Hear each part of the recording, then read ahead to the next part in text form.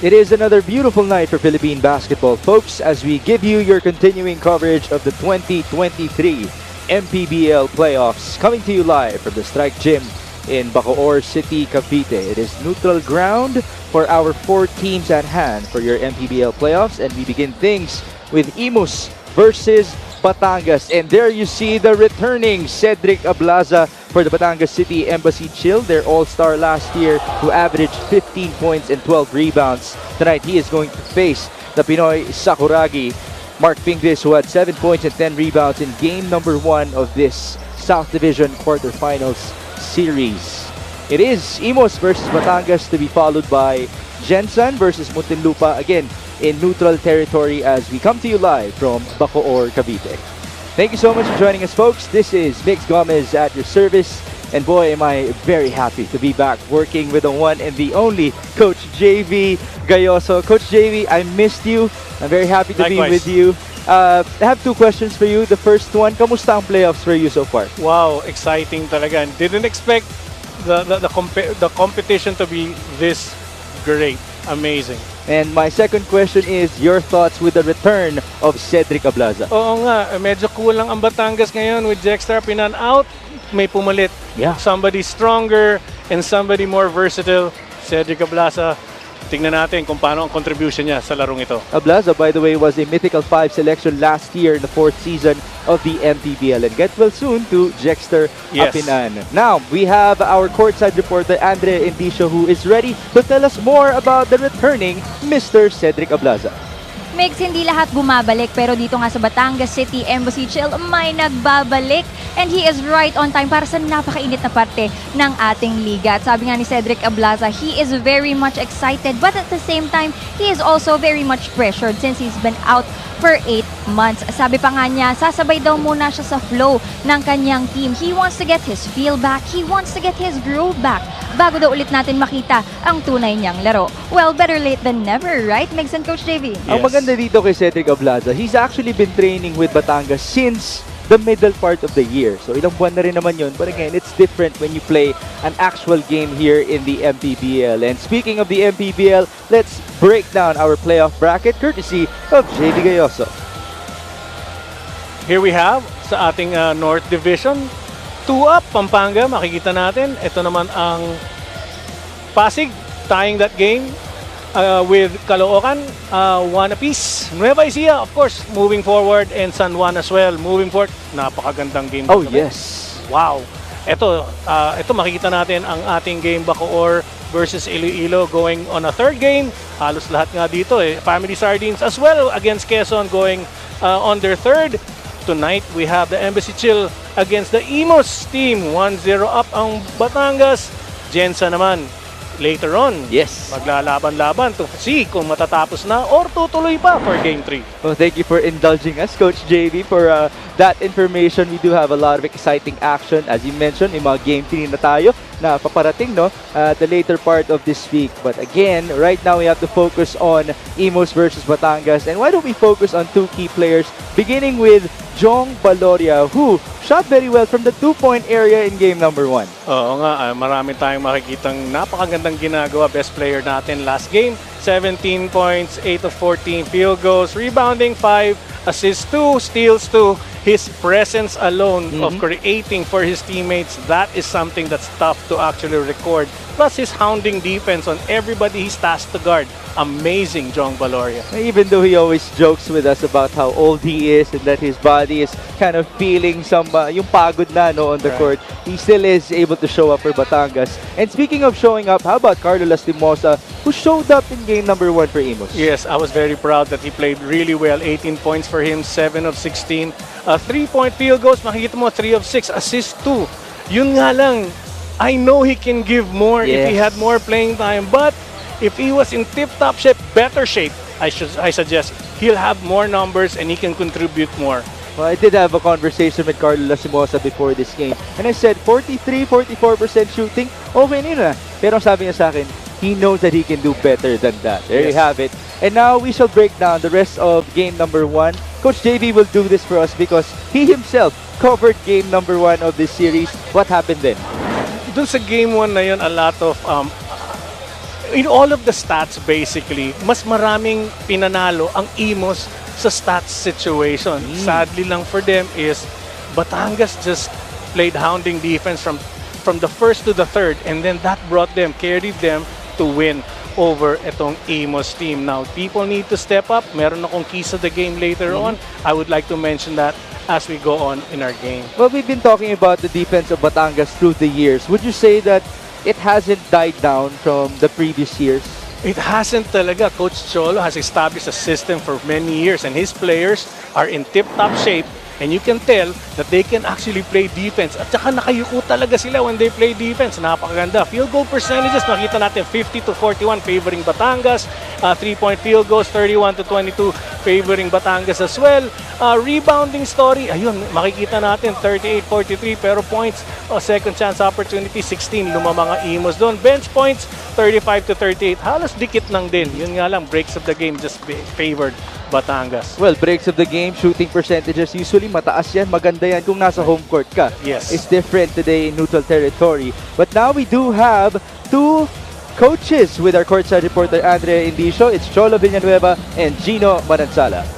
That is right, Migs. I am now side by side with Coach Cholo Villanueva of Batangas and Coach Gino Manansala of Imus. Unahin ko na munang i-interview si Coach Cholo. Coach Cholo, you guys are one win away from advancing to the next round. But what do you need to watch out for dito sa Imus team given the possibility na bumawi sila ngayong gabi?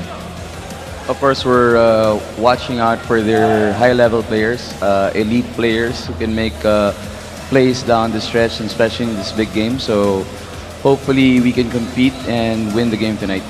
Alright, thank you so much. Good luck to you and your team. Dumako naman tayo sa aking kaliwa. Coach Gino, how different was your preparation dito sa Game 2 to make sure na hindi mauulit yung result noong Game 1? We just need to match yung intensity ng Batangas and i-limit namin yung mga scorers nila like Valoria and Hernandez. Alright, thank you so much. Good luck to you and your team as well. Mga kaliga, you've already heard from our coaches. Now it's time to turn you over to our arena announcer, Mpbl, to start off this ballgame. To everybody and welcome to the first game of our playoff Monday doubleheader here at the Strike Gym in Bacoor City, Cavite. It's Game 2 of the best-of-3 quarterfinals matchup in the South Division between Batangas and Imus, with Batangas City leading the series to 1-0. This is the 2023 Nexus 88 Gaming Manny Pacquiao's Mpbl Season 5 Playoffs, presented by Extreme. Let's meet the starters. First, for Batangas City, Embassy Chill. Starting at guard, number 31, MJ De La Virgen. At center, number 26, John Ambuluto. At forward, number 24, Mark Cruz. Also at forward, number 15, Don Ochea. And the other guard, number 45, Jong Valoria. Head coach for Batangas City, Embassy Chill, is Cholo Villanueva. Assistant coaches, J.R. Aquino, Warren, Kapitan John Arenas, and Dino Enrile. Team manager is Jean Alabanza. General manager is Jerry T. LGU partner is Honorable Congressman Marvy Marino. And now, the starting five for Imus SP Squad. Starting at guard, number 5, J-Mark Malyari. Also at guard, number 26, Jimboy Estrada. Starting at forward, number 3, Marvin Hayes. At center, number 69, Brian Paundo. And the other forward, number 22, Carlo Lastimosa. Head coach for your Imus SB squad is Gino Manansala. Assistant coaches, J.R. Manansala, J.R. Carlos, Jeric Bailen, Jimmy Manansala, Nico Bermido, and Rico Meyerhofer. Team manager is Jojo Kunanan. Team owner is Presenting the Monching starters for Gonzalo. Batangas City and Imus, we have MJ De La Virgen, joined by Jong Valoria, John Aboluto, Mark Cruz, and Don Ochea. As for Imus, they have J. Mark Malyari, Jimboy Estrada, Brian Paundo, Marvin Hayes, and Carlo Lastimosa. This is a matchup that features a lot of bright names roster-wise for Imus, as we know. Mark Pingris is there suiting up with JJ Helterbrand, KG Canaleta, and Poy Poy Actub. but all of them will be coming off the bench for game number 2. On the other end, just to remind everybody, Cedric Ablaza is back for Batangas. He will be coming off the bench, but they will be missing the services of his best friend na si Jexter Apinan as he is sick for today. This is game number 2 for Imus versus Batangas in the South Division quarterfinals. Batangas leads the series 1 game to none as Paundo passes on to Malyari. Back to Brian. There's a kick out. Estrada for 3. No good. First possession of Batangas, quick turnover for them, and these are the things they need to protect because every possession counts, Migs. Valoria, misses on that possession, and then there was a loose ball foul. Might I say, I also miss those reactions of yours. That's how you know that commentators can be fans as well at the sideline. We do enjoy the action as much as we enjoyed the double overtime game last night. Yun, that was an amazing game, I heard. Haven't seen it yet, kaya talagang wala akong tinatanong details about that game. I'm gonna watch and study it when I get home tomorrow. Out of bounds for J. Mark Malyari. It will be Batangas possession again. Both teams are still scoreless. We are in neutral territory. No home court advantage, at least for tonight. As now, Coach J.V. Gayoso will be breaking down his keys to victory for Batangas. Well, dito natin makikita, no need to fix what isn't broken. Ang ganda na sistema ni Coach Cholo. They just do it from start to finish and they just need to continue that. The second key is speed. Ito nga, katext ko nga si Paring Kiano at si Maring Sandra. Sabi niya, hindi yun tungkol sa pelikula nila. But ang fast pace, the tempo should be controlled by this Batangas team. And lastly, of course, no second chance opportunities. Nakita natin, Imus had 24 points, second chance. So, and they needed to stop this from happening. All right. Rebounding, babantayan natin. Yeah. Second chance scoring. Now, anong babantayan para sa Imus? Sa Imus namang, Jong 3-16. Jong, of course, Jong Valoria, kailangan basahin nila. Jong 3, bakit? When he has that ball, he can shoot the 3, he can penetrate and create, and he moves well without the ball. So you need 16 efforts to stop him from helping his team score. Wow. That's very creative. Oo nga. Pangalawa, thank you Pangalawa, no rewind button para sa When I was studying this game, I could rewind. Para sa players ng Imus, you cannot rewind. So what is the story there? Make good choices the first time. Tama. You have to make good choices the first time. You cannot rewind anything else. Para no regrets ka. No regrets. Ang last point natin, something smells fishy. Tulad ng sinusuot kong uniforme, pangatlong beses ko nang sinusuot, something smells fishy. When we come into a game and see the two teams play, alam na natin kung sino na mananalo. Pero dahil sa experience ng players ng Imus, if they harness that experience and gel well with the young players, they can win. They can be the fishy guys for tonight. So it smells fishy like my shirt. Buti nga, tumatabi ka sa akin. Well, baka yung t-shirt ko, pinapantayan yung t-shirt mo. Yan! Again, well, right now, it's still scoreless for both Imus and Batangas. You can argue that's also fishy. There you go. I'll let you evaluate the defenses of these two teams as Brian Paundo finally puts Imus on board. Well, of course, mag-a-adjust ang Imus. Yan ang kagandahan ng ating series. No? They started out in Batangas, full court pressure. Now, they seem to be able to break that full court pressure. So, mag-a-adjust ang Batangas. And that's the reason why we've got tougher defense on both ends, limiting the score to 2-0.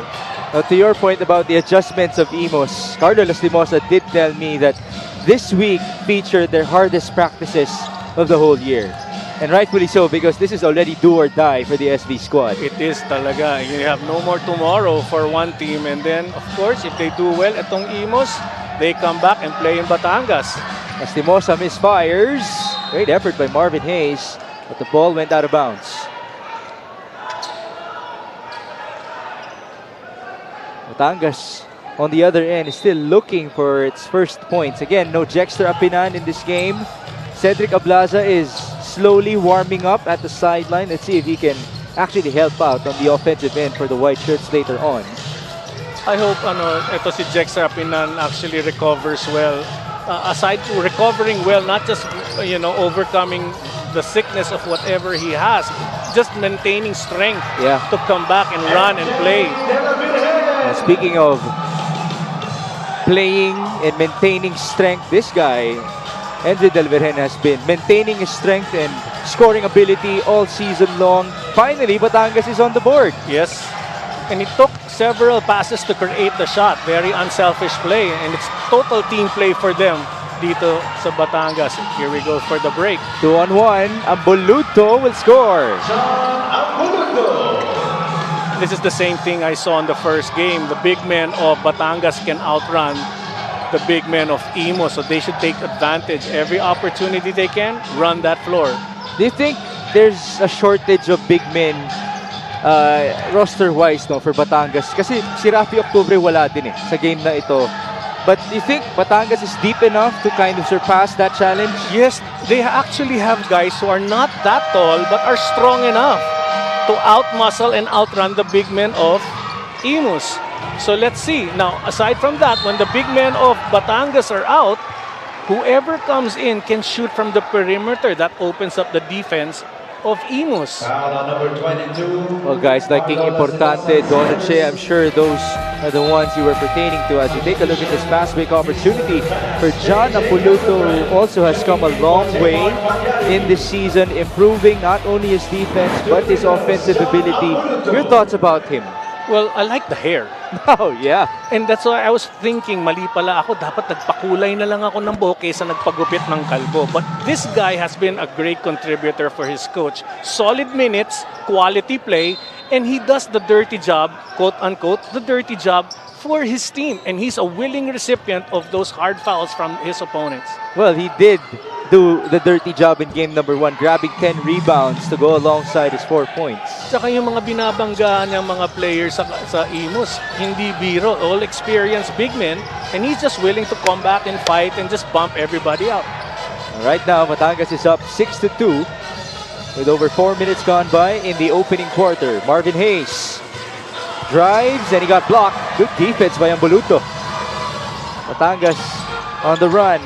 De La Virgen on to Jong Baloria. Jong, couple of dribbles, bounce pass, steal.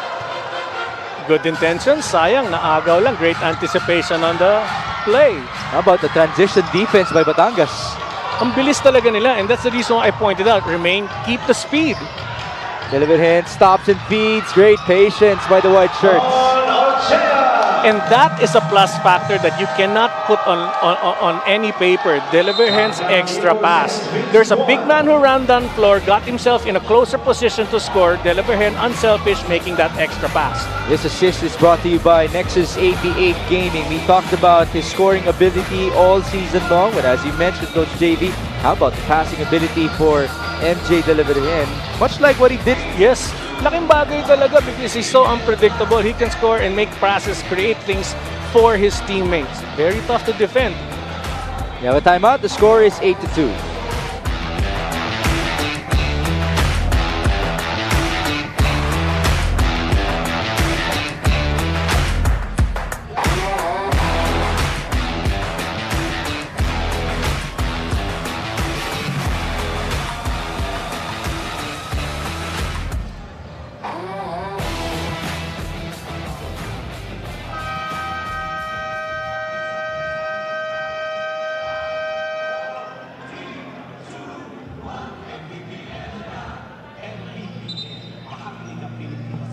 And there you see the Pinoy Sakuragi Mark Pingris, who had 7 points and 10 rebounds in game number 1 of this series.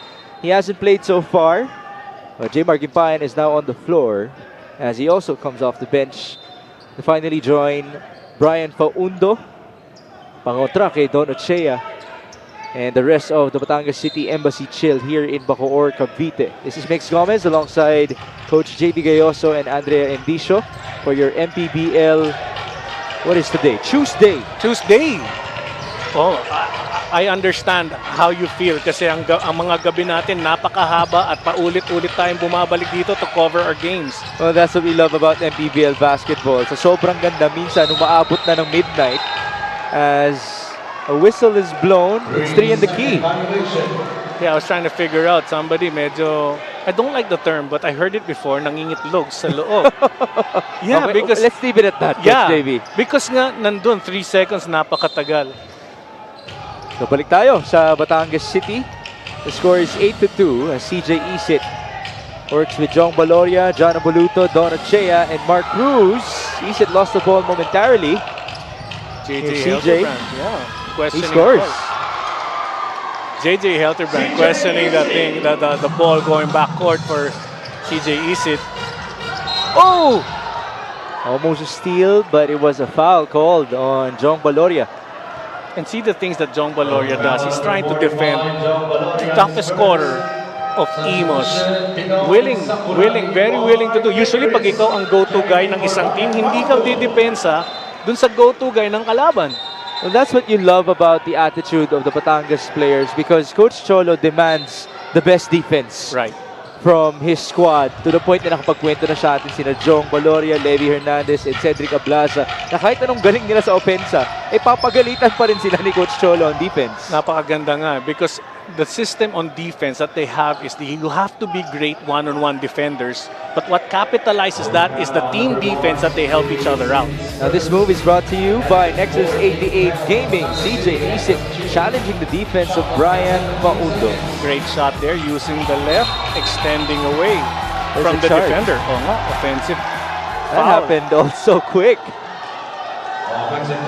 We were even focused on the replay and yet it was already a turnover for Imus. Imus has been locked in at 2 points in this matchup. 10-2. Don Ochea on to CJ Isit. Isit against Helterbrand. 14 on the shot clock. That's a foul.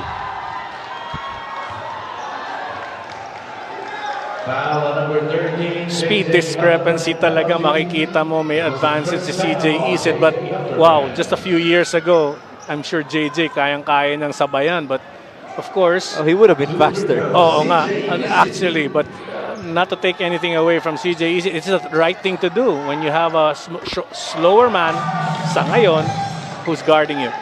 Well, now let's go to Andrea Endicio for her report. Coach Gino Manansala said that the main reason why they lost in Game 1 was because they're in a state na nagkakapaan pa.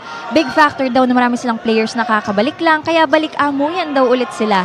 But Coach Gino is confident with his players. Sabi nga niya, these guys are pros. It's easy to adjust. So to the Imus fans, no worries about smelling something fishy. Madali naman daw ang players niya to get their groove. For tonight, Coach Gino wants to focus though on the little things, like defensive rebounding. Last game, they only had 22.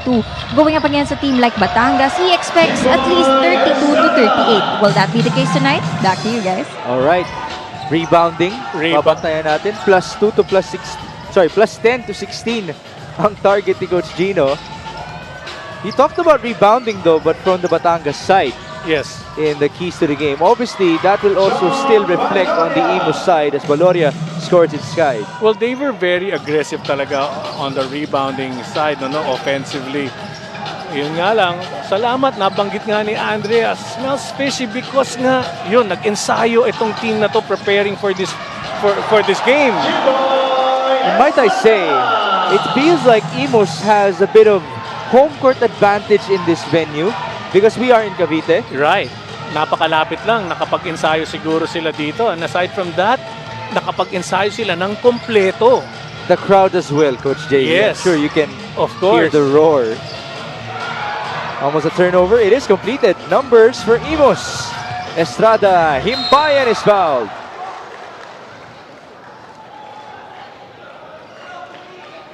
So now Imus is slowly but surely coming alive. I don't like plays like that, what Himpayan did, because the last time that happened, somebody just went flying, and in our previous game, Was that Don Reverente? Don Reverente, at nakakatakot, humihinto yung paghinga ko. Dun sa take-off ni Himpayan, talagang, oh, I'm happy. Nothing serious happened, and he's now on the line. And I'm sure you're happy as well to finally see Cedric Ablaza on the floor. It's been almost a year since we have last seen him with Batangas. And we're happy as well to have Mac Cardona and KG Canaleta joining Imus. Get well soon to Mac as he recovers from that jaw injury that he Wow. suffered in the mid-season. Hirap nun. He got operated. Yeah, and you have 2 points for Himpayan. All right, now we have a timeout for Coach Cholo Villanueva. The score reads 13-8.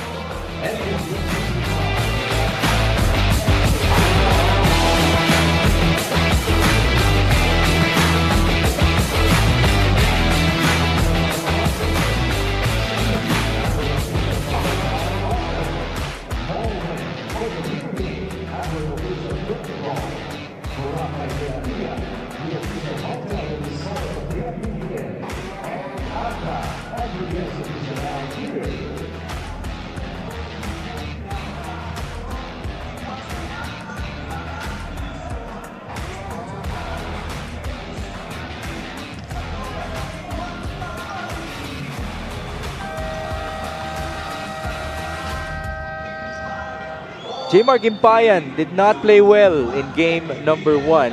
He did not miss from the field. That's only because he shot the ball once. Yeah, he shot the ball once, no? His presence wasn't really much felt. Pero I'm pretty sure babawi yan. 2 points na agad siya sa unang pasok niya. Great contributor din siya on offense. And more than that, his defense is amazing as well. Rebounding. Himpayan is number 2 in the league in rebounding, averaging 12 rebounds per game. If you look at it individually, I'm sure you'd be impressed with that number, 12 boards per game. It's just that it's hard to chase the number 1 rebounder, that is Balti Baltazar, who averages 17 per outing. Let's see, no, if J-Mark can actually live up to what Coach Gino asked as per Andrea Indicio. They want to get 10 to 16 more defensive rebounds in this game. They actually need to make stops nga, no? Ipe-prevent nila. They have to protect their turf. Ika nga ang kailangan gawin because offensive rebounding of Imus is just amazingly penetrable sa defense ng Batangas. The score now is 13-10. Ablaza passes on to Villanueva. John Ray, nice feed. That was a sorry miss from Levy. Siguro hindi sanay si Levy Hernandez na ganun kalapit. But he should put those baskets in at point-blank range. Helterbrand escaping the defense. 2 passes, another one for Imus. They give it up to Mr. Fast. Helterbrand misses. Balik tayo kay Levy Hernandez. Working with Cedric Ablaza. Levy will fire. That's too strong. Offensive rebound, King, importante. Yes, napakabilis kasi ng mga paa nito, and that's what we're talking about, the speed factor. They just go and try to get those loose balls. Itong every player ng Batangas. That was a nice spin. Just a sorry miss from Cedric Ablaza. But you think that's a good indication of his conditioning on the court? Well, at least nandun yung footwork. You'd expect him to be rusty. Napakaganda. Yun nga lang, pagdating ng ganitong scenario, to make that quick move, you have those adjustments because full of energy ka to finish the shot. Lumalampas din ang bola, and we see that. But as he gets warmed up and gets into the rhythm and the flow of the game, I'm sure Cedric Ablaza would be, the Cedric Ablaza of old. Right now, it's Joseph Peña-Redondo who is at the stripe. Came off the bench in this matchup, trimming the lead down to 2 after his first gimme. We have 1 minute and 7 seconds remaining in the opening quarter for game number 2. 1 out of 2. But there was a violation.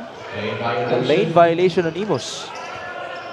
Alam mo, Migs, just the thought, no? 8 months wala si Cedric Ablaza and they're here, ang Batangas team. I was actually Without joking. him, yeah. I was joking with him. Said, number 2 kayo last year. Number 2 pa rin ang team mo this year. So ano yun, hindi ka nalang na-miss? Hindi nga. Oo nga. Although, obviously, iba pa rin talaga ang dating kapag may Cedric sa Batangas as Ablaza gets the board, but the ball is stripped away. Ryan Sual will attack. Sual up and under. Sorry, miss. Had the opportunity to run his defender down, but opted to use his left.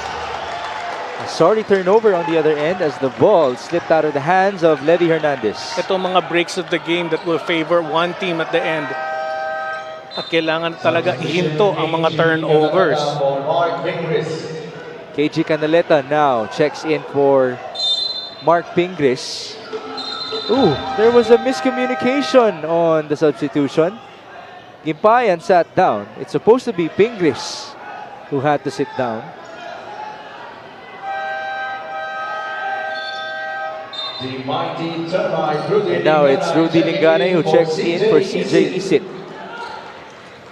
Makes 5 turnovers na ngayon para sa Batangas, 3 para sa Imus. Mukhang high scoring ang ating turnovers ngayon. And that's because of the quality of defense being shown by the team. Well, good for Imus to pick things up now. They've had a 9-2 run. Ryan Sual makes it a 12-2 run. That's one way to break the full court press, getting your shot off before you're hounded by the defender. We have 16 seconds remaining before the end of one. Now Imus has its first lead in the series. Imagine that. Something fishy, Migs. Something fishy. You are correct. Villanueva attacking. He is blocked. There's the recovery. Oh! Sorry, miss. And that will do it for our opening frame. What a comeback by the Imus SB squad.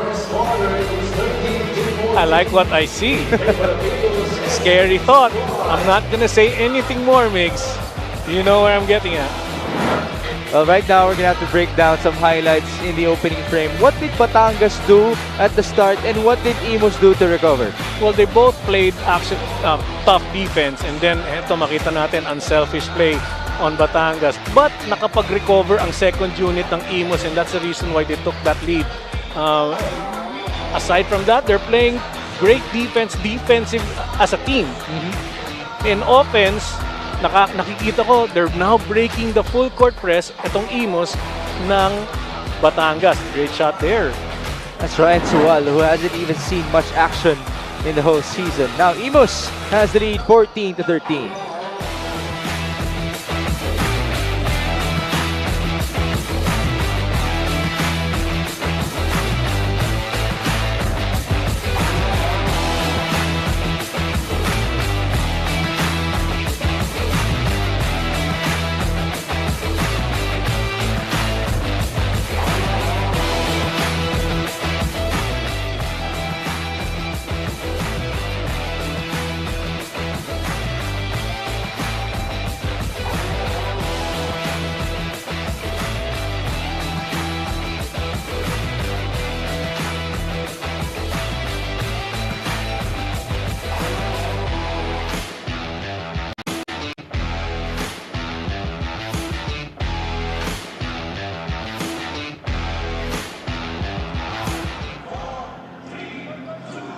We're back inside the Strike Gym in Bacoor, Cavite for Batangas City versus Imus.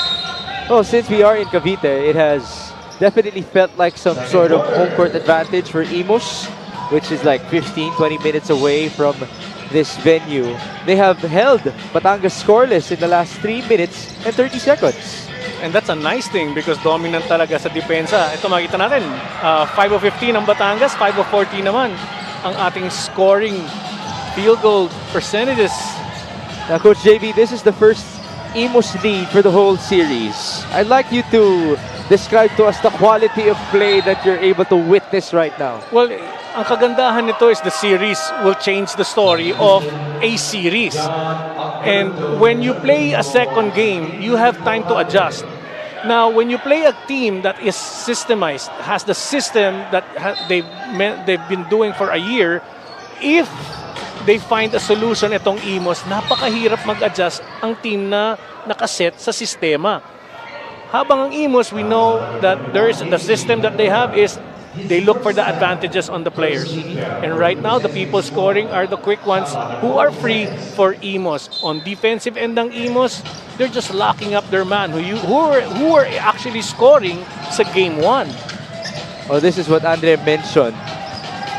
That is what Gino Manansala mentioned to her. The adjustments that Imus has been able to make as Ambuluto scores inside. Now the lead is back with Batangas. 6 points for Ambuluto, and he's the only one consistently scoring on offense when he attacks those boards. Somebody needs to keep a body on him. How about Ryan Suwal with his second three-pointer? Oh, 6 points for him. Badly needed yung mga outside sniping. That again would help the defense to open up para sa Batangas. At yung big men naman ang makakapaglaro. Offensive foul on Omboluto. Yeah, not a good screen. Good defense by Ryan Suwal, who did score 5 points in game number 1. So he has already surpassed his scoring output here for game number 2. There's the screen. It happened in front of Coach Gino, as this happened in front of Coach Cholo. Nice three from Ryan Suwal as Helterbrand makes his first three-pointer. And that's what I was talking about. If the veterans gel well with the younger players, they can actually be a unit that can beat this Batangas team. Something is definitely smelling fishy as of this moment. That was JJ Helterbrand's first basket in this series as Hernandez answers back. Oh, almost a steal there. 20-17. Ryan Suwal gives it up to Mark Pingris. Pingris looking for JJ. Instead, he goes to KG. Peña Redondo. Off of his catch, there was a foul called. Highly visible talaga ang mga pinoproject ng mga players ng Imus. They're confident. They came into this ball game confident. I had a lot of questions against him when they were in Batangas, but now JJ Helterbrand releasing that shot. He did the same thing, but there's a lot of tentative movements in the first game. Now, Levy Hernandez din naman nakakapag-score, but Imus is totally different. Ryan Suwal now misfires. Good effort by Pingris to tap that ball onto KG, who doesn't get the bounce. Here comes Rudy Linganay. Working with John Omboluto. Linganay pulls up and misses. That's a loose ball foul on John. Well, at the moment, big 7 turnovers na Batangas, 3 for Imus, 16 offensive rebounds. No, 5 16 offensive rebounds. 5 offensive. Come on, coach. You got to read it right. Yeah. All right. 5 offensive rebounds for Batangas compared to 0 of Imus. Oh, that is not really doing well for the rebounding of Imus in this game. As we mentioned, or as Andrea mentioned, the defensive rebounding has to be at 32-38. If you give up those offensive rebounds, it's not going to help your case as Helterbrand misses on that in and out. Oh, those are the things that you know would help you. Pasok na eh. Yeah. Kaso lumabas pa. Lumabas pa. Jong Valoria. His turn to attack. Valoria almost traveled. No putback. Pansin ko parang napakababa ng ring dito, and that's the reason why all the shots of Batangas are just going over the ring. That's actually been a fact for Bacoor for a couple of years now. Meron talaga ibang mga court na mababa. Much like Zamboanga, by the way. As Yes. now a traveling violation is called on Mark Pingris. Carlo Lastimosa checks in for JJ Helterbrand. I like the minutes being given by every player by the coach of Imus. Talagang binibigyan nila ng quality minutes. Enough to contribute, but at the same time, enough for them to rest pag napalitan. So it wasn't like this to game number 1. No, because they were down so much that they had to keep a lot of players in even if pagod na. That's the first field goal of Cedric Ablaza in the 5th season of the Mpbl. Welcome back, Zed. So nice to see, but so scary to think what else may happen as he prolongs his stay on the court. Actually, may pabitin pa nga itong Batangas, no? Again, Cedric Ablaza is not playing with his best friend Jexter Apinan in this game as he gets the steal and the breakaway layup. 4 points for him, textbook Cedric Ablaza, anticipating lang the dribble when the man switches out, he's ready to steal that ball. 21-20, the lead is back with Batangas as Canaleta scores. Wow, you see the veteran players just stepping up.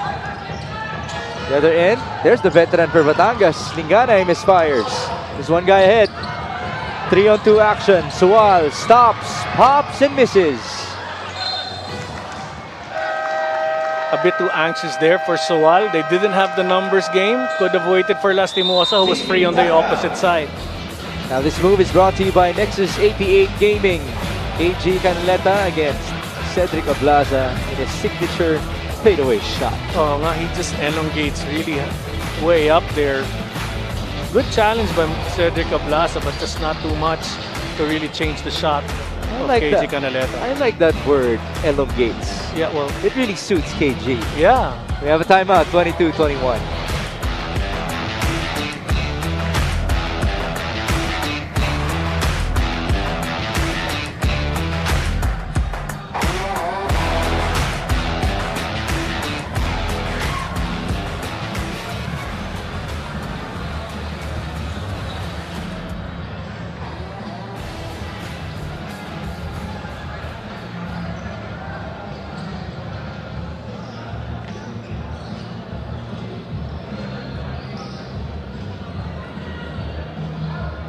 You are still watching the Maharlika Pilipinas Basketball League live on MPTV. Coach Shola Villanueva owes their win in Game 1 to their defensive identity. He shared to me that they were able to limit most of the scorers of Imus except nga daw dito kay Carlo Lastimosa. Sabi ni Coach Cholo, Carlo is really a very good scorer. Outside-inside shooting, mid-range shots, name it, he can make it. Kaya naman daw he had to make defensive schemes specifically for him at isa nga daw sa mga agenda nila tonight ang malimit itong si Carlo. Tonight, Batangas wants to close out this series. Sabi ni Coach Cholo, his boys have something to prove against the PBA icons. Mix and Coach JV? Thank you, Andrea. Well, Thank you, actually, that's going to be very challenging for Carlo because he already said that in game number 1, he had such a hard time against the defense of Batangas. Sabi niya sa akin, ayaw na ayaw niya talaga yung biniblit siya sa pick and roll action because it doesn't give him the chance to shoot. He was forced to kick the ball out a lot in game number 1. As Pingris misses inside, Lastimosa scored, and correct me if I'm wrong, he scored in game number 1 through his hustle and through kick-outs to him. Yes, and that's why deadly pa rin si Carlo Simosa when he's inside. Of course, when you study against Imus, when you prepare for Imus, that's what you will do. Carlo Simosa will have to be hounded and given a different style of shot, not his usual way of scoring. That changes everything for him. How about that move from Mark Pinglis just dominating inside against 2 Batangas players? Well, he actually missed on 2 attempts. His first, he was called for a travel, but this time, the experience and the strength, he knows how to finish. First 2 points in this game for Mark Pinglis. He had 7 in game number 1. Remember, folks, in the regular season, Mark Pingris made his debut for Imus against Batangas, in Batangas. And in that game, he was so dominant, handing Batangas one of their biggest upsets in the 5th campaign of our league. And that's the reason why there is a possibility that an upset can occur if these guys get back into team shape, not just individual shape, but team shape. Oh, nice pass inside. Oh, ho, ho, ho! What a block by Jimboy Estrada. Could that guy leap or could that guy leap? Well, I think that guy can leap as Jimboy Estrada completely erases that shot of Mark Cruz. Kala ko volleyball game tayo ah. Oh, he also had a smile to the camera as Valoria misfires. Block story 2-1 in favor of Imus. They have the advantage right now. Estrada back down to Mark Pingris. Kick out, Canaleta. His 3-pointer is good.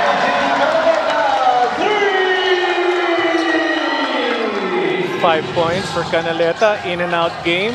Post-up presence, pag na-double team si Mark Pingris, his teammate free from the outside, very experienced, 4 of 13 sa 3 points. Laking bagay niyan, 0 of 8 pa lang sa Batangas. Oh, no double dribble there as Cedric Ablaza recovers. Wow, he gets an assist and the point. That's Cedric Ablaza's 3rd and 4th points in this game. Let me check that. Ablaza now has 6 points with 3 rebounds and 2 dimes. And 1 assist to himself. Tingnan natin kung dadagdag yun as the ball goes out of bounds. The pass was too low to Pingris. Substitution, Levi Hernandez for Mark. Let's see.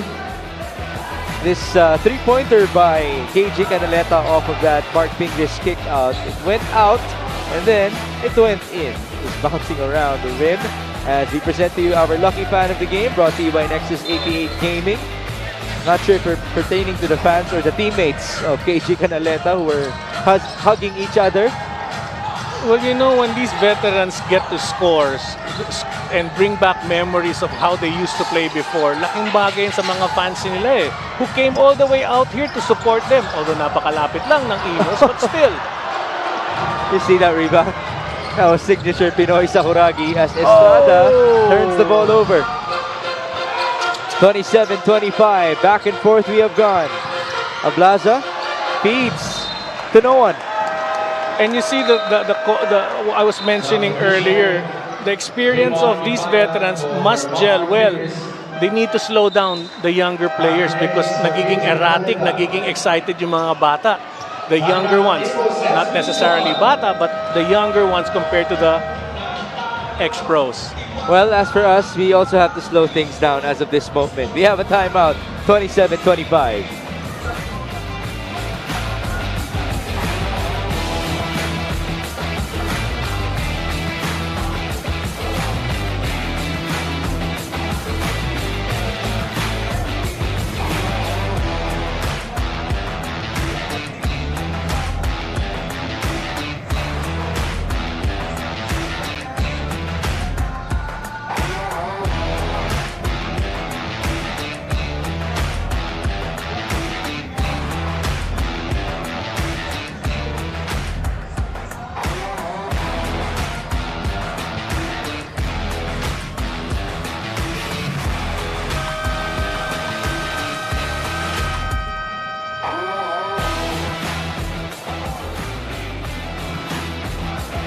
This assist is brought to you by Nexus 88 Gaming.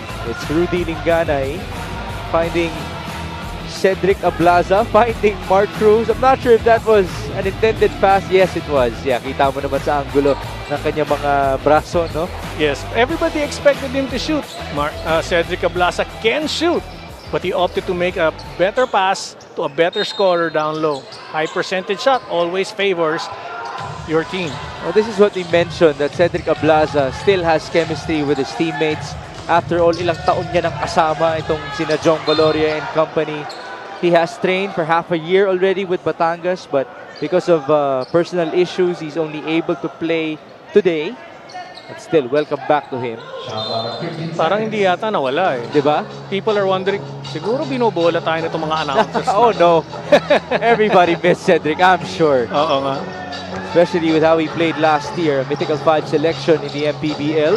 As J. Mark Malyari misses, and there's a loose ball foul. Suddenly, the ball rotation has stopped dito sa Imus. And these are the things the young kids need to understand. You have to give the ball to somebody who's a legit scorer. Carlo Nasimosa is not there to wait around and play defense. He has to have that ball. Balik tayo kay MJ De La Virgen, who works with Levy Hernandez, Jong Valoria, Mark Cruz, and Don Ochea. Here's Cruz, bumping with Levy for a while. 8 on the shot clock. Hernandez being hounded by Estrada. 4 on the shot clock. Levy will shoot this. Oh! Estrada caught him by the arm. But will they challenge this? Wow. Rico Meyerhofer went immediately to communicate with Gino Manansala for that challenge. Well, just for our viewers, I know the challenge can be made. And they have how many challenges per? One per game. Per game. It seems like they won't challenge anymore. Kasi too early to make that challenge. And I ask this to every analyst. If you're the coach, are you going to absolutely reserve it for the fourth quarter? no, well, it's not the quarter. It's a crucial situation, but I'll never use it in the first half. In the first half. So Yeah. either third or fourth half. Yeah. That's your perspective. That's my perspective. Now, for example, if you're up by 20 points, regardless if it was a questionable call, I'd let it go. no more, no need. Depende rin sa game. Yeah, depende sa situational. But I'm not saying that's what should be done. Other coaches might have other decisions. Well, you did make favoring the them. point na depende talaga sa game. Sometimes, with the height of emotions, coaches tend to do it to prove a point. Right. Levy Hernandez, though, just missed his first 2 free throws. I think dito sa Mpbl, nung patapos na ang game, tinawag din yun. Although crucial pa ang situation, no, ginamit. Kasi patapos na rin ang game. Eh. Third free throw for Levy. 0 out of 3. That's his first trip at the line in the series. And this is where you see yung absence niya for a long time. Kasi iba yung pressure pag nandun ka sa linya. Lahat nakatingin sa'yo. The lights and everything. Marvin Hayes onto J-Mar Gimpayan. It's Jimboy who will fire. That's too strong. Rebound, Jong. He got hit. That's actually very dangerous for Jong Baloria. His nose is very vulnerable as Hernandez answers back. Good strong move by Levy Hernandez. 4 points for him. Di mo na kailangan ng tres. Just beat your man on offense. Carlo Lastimosa once again not being able to receive a pass. There he gets it. Carlos sizing up Levy. Lastimosa, he loves going left. Basket and one. I mean, there's no point in having Carlo Lastimosa in if he doesn't get that ball. You have to find a way to get that ball to his hands because this guy, even if he can score at will, he can also create for his teammates. 2 points. He's so used to that. Creating contact. What a way to answer back this tough layup by Levy Hernandez. Batang-bata. What a move. Carlo Lastimosa had 18 points with 2 dimes in game number 1. He just scored his first 2 in this matchup. Just couldn't finish with a bonus. Oh! And down, it's a charge. Great defense there, just blocking the path to the basket, allowing himself to be bulldozed. 2 fouls on Levy as Ryan Sual returns for J. Mark Malyari. Malyari hindi nakabawi, no? Bugbog na yung dibdib. Removed, but great challenge, great substitution there. Another 3-point threat for Imus. Ryan Sual did have a heat check moment a couple of minutes ago. Oo nga. Sual has 2 threes to his name in this game so far. 29-27. 15 on the shot clock, 45 on the game clock in quarter number 2. Carlo Lastimosa, almost a turnover. Carlo's in trouble. 5 on the shot clock. Ryan Sual. Yes, sir. I called it. 9 points. Release pa lang, tinalikuran ko na. Kita ko na, he's got his feet set. That extends Imus' lead to 5 points. MJ delivered him, caging Sual, and he got fouled. You know, I've been away for quite some time. My focus is on the game. When you said Imus was up at 5, I had to check. I didn't know they were up by 5. I was just caught. That's how good the action is. Yes, or at the same time, absent-minded of me not to be checking the score. All right, so we'll take a short break with 13 seconds to go. 32-27.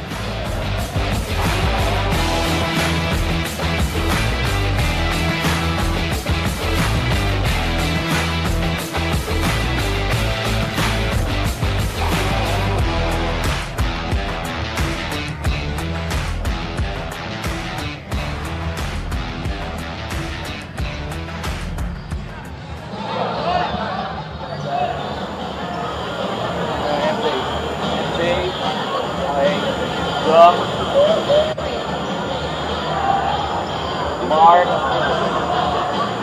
Don, and then Levy. Okay? Blue screens for Jong. Bob, kung meron, bigyan natin. Pwede yan hinahanap natin. Punta ng corner, Don. Kuha na bola, Mark. That's a cut. Okay? Sorry.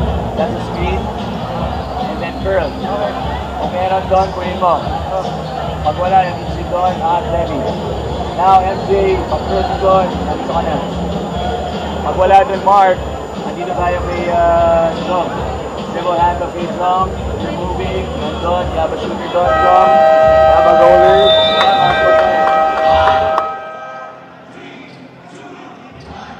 Coach JV, itong bagay sa'yo. For a premium experience in an exceptional stay, presenting Boracay de la Ia, the official hotel and resort of the Mpbl. Dahil taga Batangas ka, ikaw ang pinakamalapit dyan sa Boracay de la Ia. You might as well try it for us. You know, I'm a willing recipient of a free 2-night stay at that place. I'm here, sitting, and kung abutan ako, hello!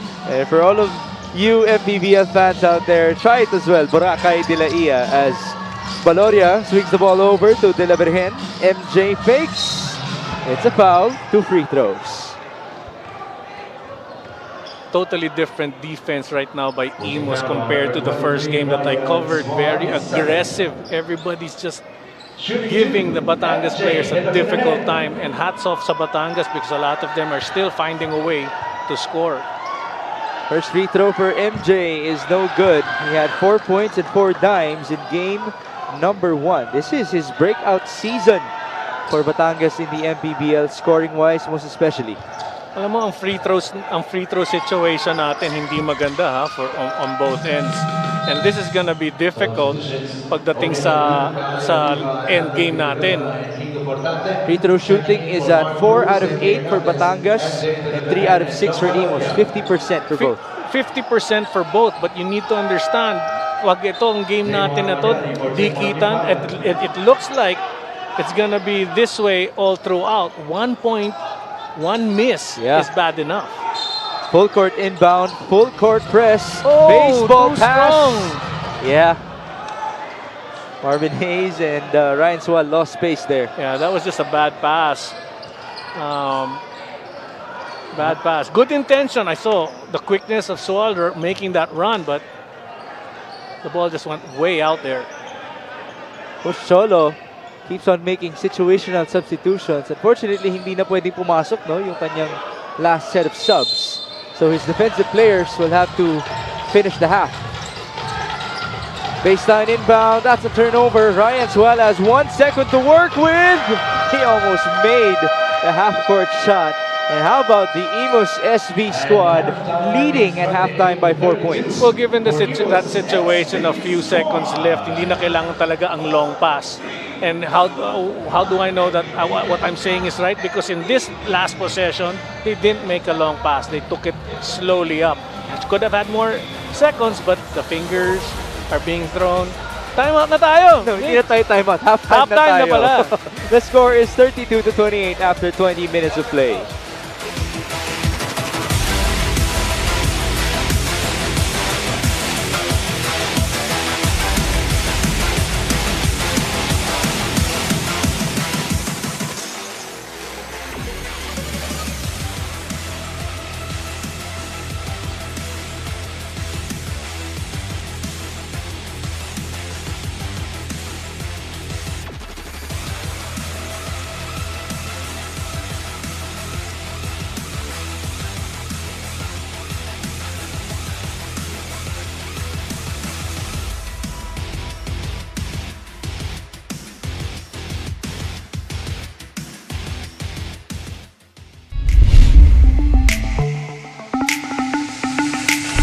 Welcome to your Mpbl recap, and it's been an incredible night of basketball dito sa United Sports Arena in Pasig City, and Nueva Ecija advancing to the next round after the sweep of the Pasay Voyagers. But it wasn't easy, Coach Louie, and pinahirapan nga itong Pasay ang Nueva Ecija before Nueva Ecija survived and advanced. Oo, though alam nakita naman natin sa Delph kay field goal percentage-wise, Pasay really struggled against Nueva Ecija, pero again it was not an easy game again for Nueva Ecija kasi alam mo yung Pasay lumalaban pa rin sila hanggang doon sa last minute ng fourth quarter. Well, Chris Bitoon had a very good performance, 16 points in just 16 minutes para kay Chris Bitoon, and he looked like he was the only player na parang nandun sa kanyang rhythm and really very comfortable playing and shooting that basketball in this ball game. Oo, and every time he's on the floor, talagang he contributes in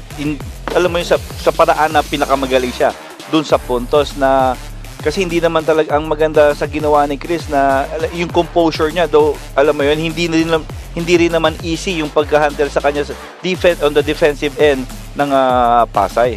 Well, we saw a fight back galing sa Voyagers and they came with 7-8 points several times pero hindi na nga nila nakayanan itong Nueva Ecija Rice Vanguards.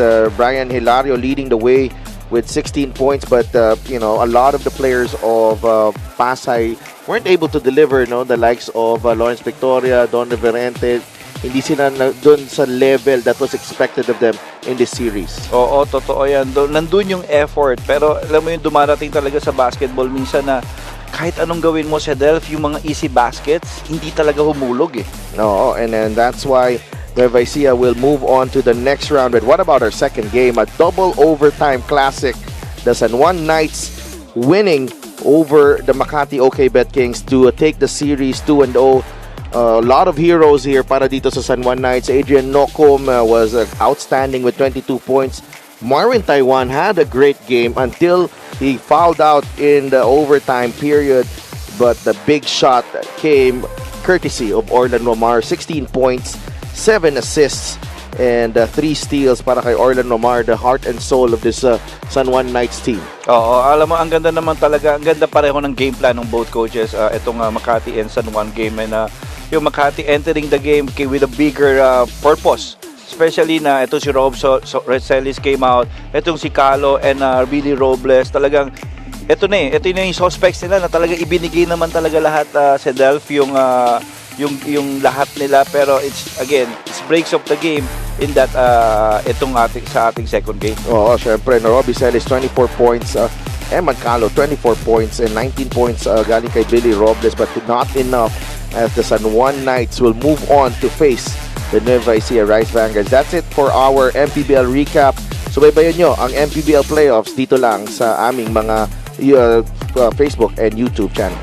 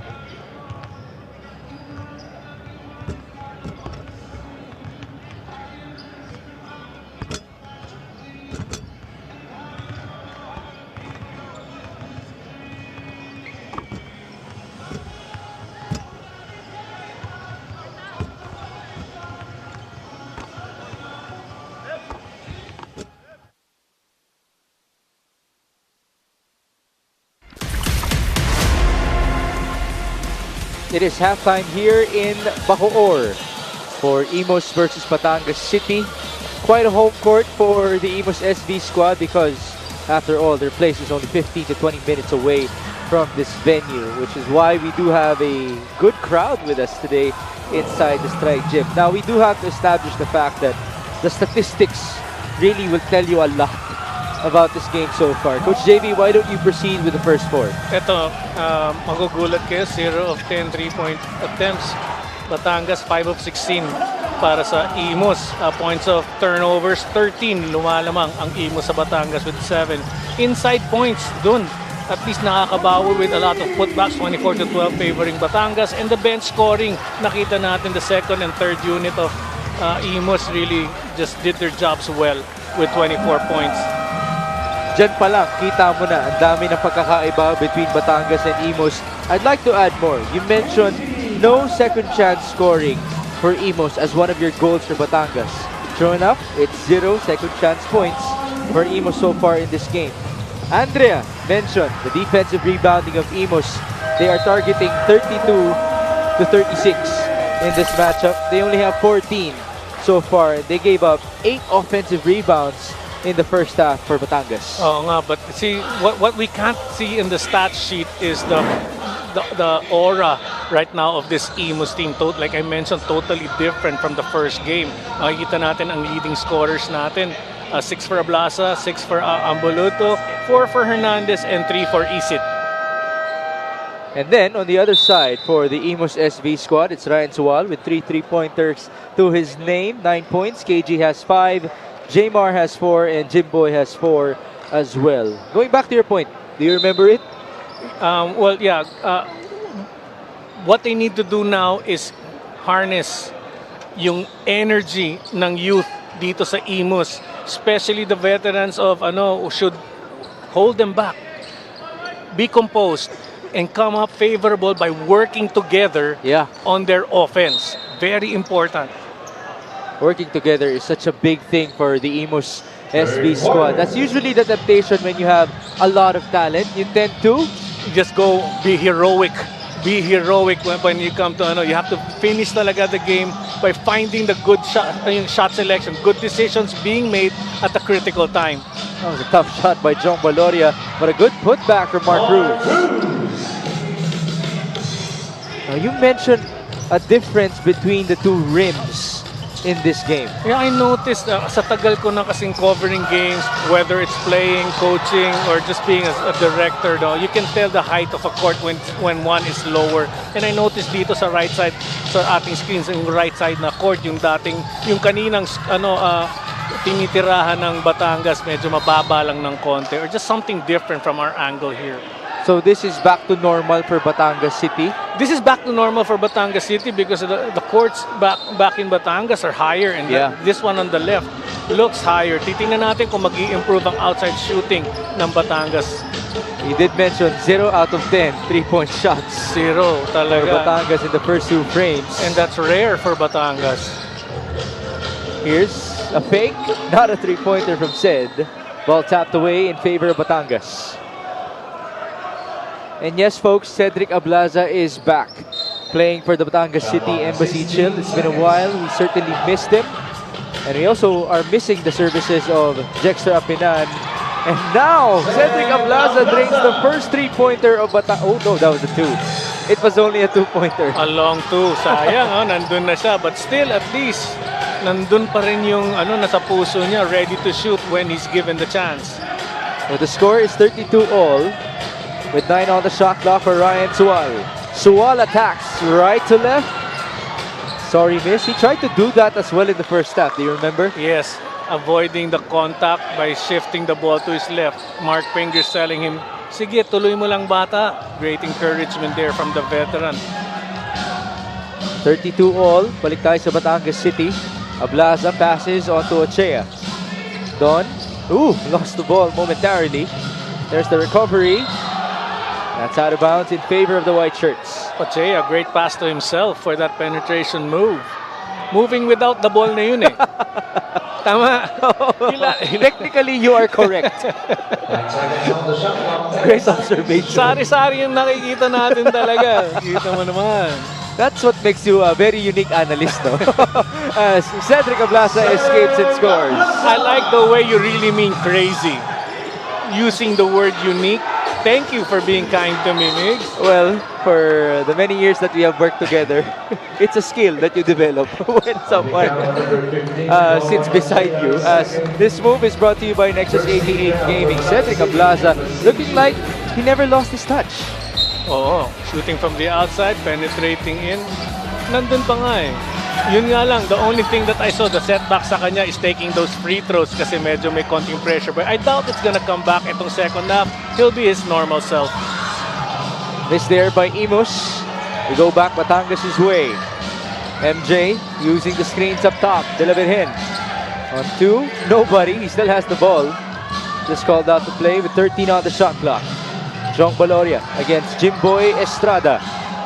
Jong backing down, kick out, Ablaza for 3. Yes, sir! Oh, full court pressure. There you go. Jong Baloria yelling at Cedric Ablaza. Nakalimutan niya yung usapan sa depensa. So there you go, the adjustments that he has to make. Yes, a bit rusty there, pero at least, di ba? He's contributing. Nakalimutan lang niya yung sa setup. 37-34 after that Lastimosa conversion. Here's Jong against Jimboy. Nice pass inside, but the feed was a bit too strong. Yun yung tipong sinubo mo na yung sopaw pero nahulog. Sayang tuloy yung 20 mo. Oo nga. Balik tayo dito. Kina Marvin Hayes, but they turn the ball over as Don Ochea misses inside. What a defensive job by Hayes to recover. Here's Carlo Lastimosa. You mentioned in the first half, from time to time, you have to give him the ball. Carlo misfires. Rebound Pingris. Mark Pingris scores. Nakita mo yung tira ni Mark, pababa na eh. And that's why I guess the height here, well, then again, I can't question the leaping ability of Mark Pingris. So, who am I to say? Oh, let's just hope he gives us a dunk later on. 37-36, Baloria. There's the cutter. MJ traveled. Could have been an assist by Jong Baloria. But here we go again. Full court pressure being applied by Batangas. How about the energy in this arena? It doesn't feel like we're in neutral territory. Tama ka dun. Pero ito ay, kumbaga katas ng kilos ng mga players sa loob. Yes. Everybody's excited and they feel it. They feel the pressure whether Imus has the ball or Batangas. Oh! Including you. You're very excited. Kasi there's a loose ball foul. Naiinggit ako sa yakapan. Migs, baka naman pwede paminsan-minsan yakapin mo naman ako kasi sila pwede. Coach JB, nasa TV tayo. Medyo... Yun. Wag muna dito. Alright. Si Sedelf nga, sinisiko ko sa game eh. Okay na kayo ni Sedelf. Magkakaslapping match pa nga kayo, di ba? Will you watch? Well, if you actually do it, then fine, yes. As Carlo Lastimosa misses inside. Oh! A loose ball foul again. Because you see the two guys trying to muscle each other for a rebound. But you know, those hands are gonna go flopping everywhere. At pag natamaan ka, sorry na lang. And that's the word sorry is really important in basketball. Whether you mean it or not. Ay, sa taas ba naman ang pride ng mga players natin? It goes a long way. And so the referees just called a foul on Marvin Hayes. Hayes did apologize to Cedric Ablaza. Let's see what happened here. Ayun, natamaan. Ayun pala, the second hand. That was the one that hurt for Cedric. Balik tayo sa Batangas with MJ Delaverhin. 37-36. Under 6 minutes in the third. Ablaza to Ochea. Don looking for a teammate. Hounded by Carlo Lastimosa. That is a foul. Likely on Don. No, actually it's on Carlo. Number 22, Carlo Lastimosa is second. Second team foul for Imus Second SV team squad. foul for the Imus SV squad. Shot clock at 14 seconds. Sideline inbound tayo para kay MJ Deliverhen as Junji Hanyari checks in for the first time in this game. Junji, a couple of games back, was the best player for Imus against 14 Bulacan seconds to shoot. in their game that happened in Pasay. Here's MJ looking for a teammate. There's Mark Cruz. Hand off to Jong. Now the ball is with Cedric Ablaza. Backdoor cut. The pass was off-angled. I like to see errors like that made, especially from a comebacking Cedric Ablaza, because his reaction shows, oh, I could have done better. And you know he can. And he is also recognizing the fact that he has so much to work with as he returns, as Junji Halyari scores inside on the other end. Well, a person squeezed behind Malyari going behind Ablaza. He was so much focused on everything happening above, not realizing there was a free man below. Kick out, Mark Cruz. They go to Ced. Ablaza will attack. Ablaza will miss. Offensive rebound. Shot clock is at 10. Ced needs a teammate. There's MJ. Up top to Jong. Valoria passes inside. And Ochea will score.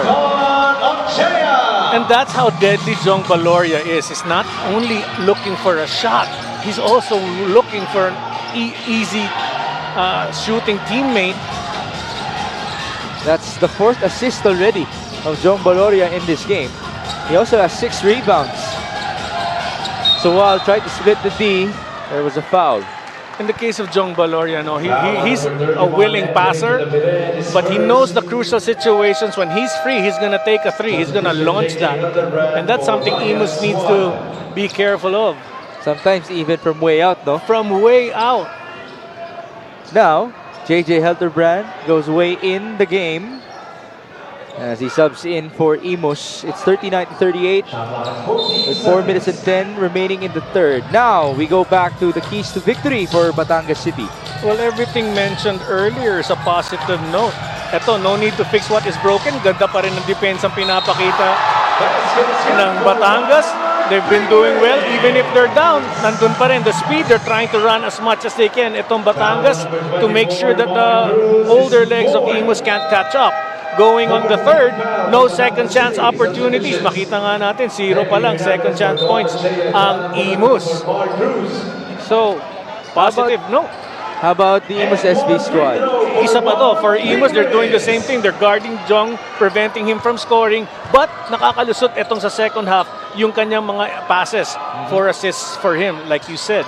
No rewind button. A lot of good decisions being made by Imus. Mga turnovers or errors na ginawa nila sa nung first game, nabura na dito sa second game natin. And finally, something smells fishy. Told you, we don't know who's gonna win in tonight's ball game because they are playing great basketball, itong Imus, and we just have to wait what they can do in the last dying seconds of the fourth. Oh, this is as fishy as any game can get for everybody. Timeout tayo, 41-39.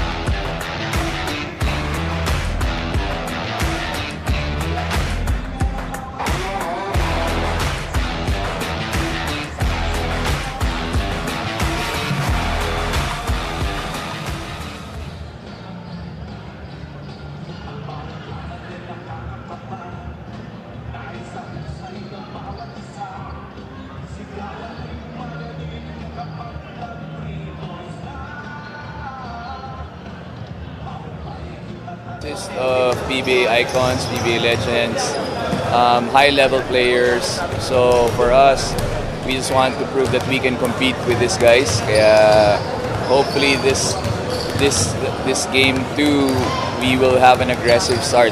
We were not really thinking about kung sino yung mga kalaban namin ng first round or if Imus is gonna be there. We just wanted to win every game, and hopefully during the playoffs, we'll be ready kung sino man yung mga kalaban namin. That's the plan. Tapusin yung series tonight and hopefully be better in our next series. Well, you have to love the mindset from Coach Cholo Villanueva, just focusing on each and every game that they can win. That's why, even though they lost Cedric Ablaza for the whole season, they still ended up with that number 2 seed, not even caring who their opponent will be in the first round as Valoria misfires.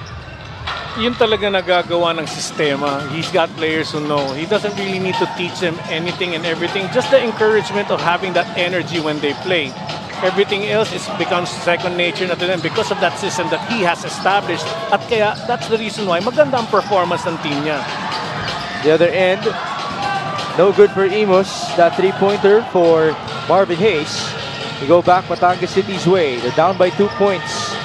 With 3 minutes and change in the third. Levy Hernandez. That's in and out. Takbo tayo sa kabila. Jimboy. Bounce pass up top. Pingris goes to Helterbrand. JJ did not use the screen. Another miss, but Junji Halyari was there for the cleanup. A great effort by Halyari, and 4 points for him. But I'm watching the eyes of JJ Helterbrand. He's looking to penetrate, but at the same time checking out his teammates. Ito, scoring run, 9-0 for Imus. Much like what they did in the first quarter after starting slow. That's another monstrous board by the Pinoy Sakuragi. That's 8 rebounds now for Mark Pingris. Helterbrand to Marvin Hayes. Sorry, eye-to-eye contact, Marvin Hayes and Mark Pingris. Yan ang kagandaan ng mga veterano. Tingin na lang nakukuha na. Oh, they are ex-PBA players, both of them. Yes. As Helterbrand misses. Offensive rebound again. Shot clock was reset. Helterbrand for 3. No good. Rebound Levy. Boy, how about the physicality inside? You know, JJ's shot could have been there, but he has to make that adjustment. Oh, great D by Halyari. Unfortunately, Apoluto was able to recover and John is fouled. Ablaza knew about his mistake. He immediately apologized to Levy Hernandez, who was free on the left wing. And he's got 2 veteran players down low. Itong si Amboluto that he's going up against. Pero he just puts himself in a position na he gets a favorable chance at grabbing a loose ball. I did talk to him before this game and he said, to Andrea's point na advantage ng Imus, ang kanilang ex-PBA players, ginagawa ring advantage ang Buluto yun by letting them serve as his motivation. As now we go back to Miss Andrea Indicio. During the halftime huddle, ang sabi ni Coach Gino Manansala, in the first 2 quarters, they were able to do what they want. But then again, settling will never be an option. Dapat masiangat for the last 20 minutes of the game. For the second half, Coach Gino wants more ball movement. Wag daw puro dribble and make their defense move. Be more physical and put more pressure against the Embassy Chill. At syempre kung may gustong i-improve, meron din tayong gustong i-retain. At yun ay ang magandang boxing out. With just 4 second chance points given to Batangas in the first half, Coach Gino wants to see the consistency for the rest of the game. Back to you guys. Well, as Batangas is called for a violation on their offensive end, that makes us go back to your point about hero ball for Yes. the Imus SV squad. Oo, nakakagigil kasi given the situation. You want to go to a third game and everybody wants to be a contributor or probably the hero. Iwasan sana natin yun because Coach Gino himself said, make extra passes, look for the open guy who can help score. No basket there for Halyari. Ball rebounded by Rudy Linganay. The score is 43-40 in favor of Imus. This is for the tie. Yes! 3 points for Linganay. Nakikita nga natin, relax na relax sila sa basket dito sa kaliwa ng ating TV. The other end, Cañaleta misfires. Offensive rebound. No conversion inside. Imus recovers. Here's Junji against Rudy. Cross-court pass. Cañaleta to Peña Redondo. No good. 2 Batangas players fought for the ball. That's not good. Well, Ambulunto came from the back. Should have let that ball go. Importante had it. So it will be a baseline inbound for JJ Helterbrand as Imus fights to survive here in game number 2. Cañaleta to JJ, back to KG, cross court, Junji Halyare. 7 on the shot clock, Halyare turns around and passes, KG, Cañaleta is fouled. Quick touch shot by Cañaleta. He knew the defender was there. Smart decision on his part. That's something you decide in mid-air, whether to bring it down or continue going up. I'm sure that got the Batangas crowd very nervous. And speaking of the Batangas crowd, let me take this time to greet Mark Garcia with their LGU partners, Mayor Beverly Rose Abayag de Macuha, Congressman Marvin Marino, Vice Mayor Eliza Cruz, and Sangguniang Panunsod members, at syempre si Konsehal Macmac Garcia. Pinapabati kayo ng ating mga Batangas VIPs. Wow, ang daming nanonood talaga dyan. Kelvin Gregorio and family from the Rizal we area definitely living miss it. here. Oo nga. Good evening sa inyo. Enjoy the game. 7 on the shot clock. There was a foul called against Imus. It's on JJ Hildebrand. Number 13, JJ Hildebrand is second. And that is the 14th foul for Imus. Earlier sa first half, Batangas missed a lot of point-blank shots, close-range shots sa basket. Ngayon, Imus is facing the same thing. Ang dami nilang tira sa loob that aren't falling in. Adjustment nga kailangan gawin dito sa right side court natin. 8 seconds to go before the end of the third. We are back to square one. Importante. Hernandez, tough shot. And time expires for our third quarter. Folks, after 30 minutes of play, it's virtually back to 0 at 43 all. Oo nga, titingnan natin anong mangyari. Will this be the same as last night's ball game? We will wait and see. For those of you who missed it, last night's ball game went into double overtime. Let's see if Cedric Ablaza on his return will reach an overtime game. Oo nga, ayokong banggitin kasi pag ako nagsalita, mahirap na.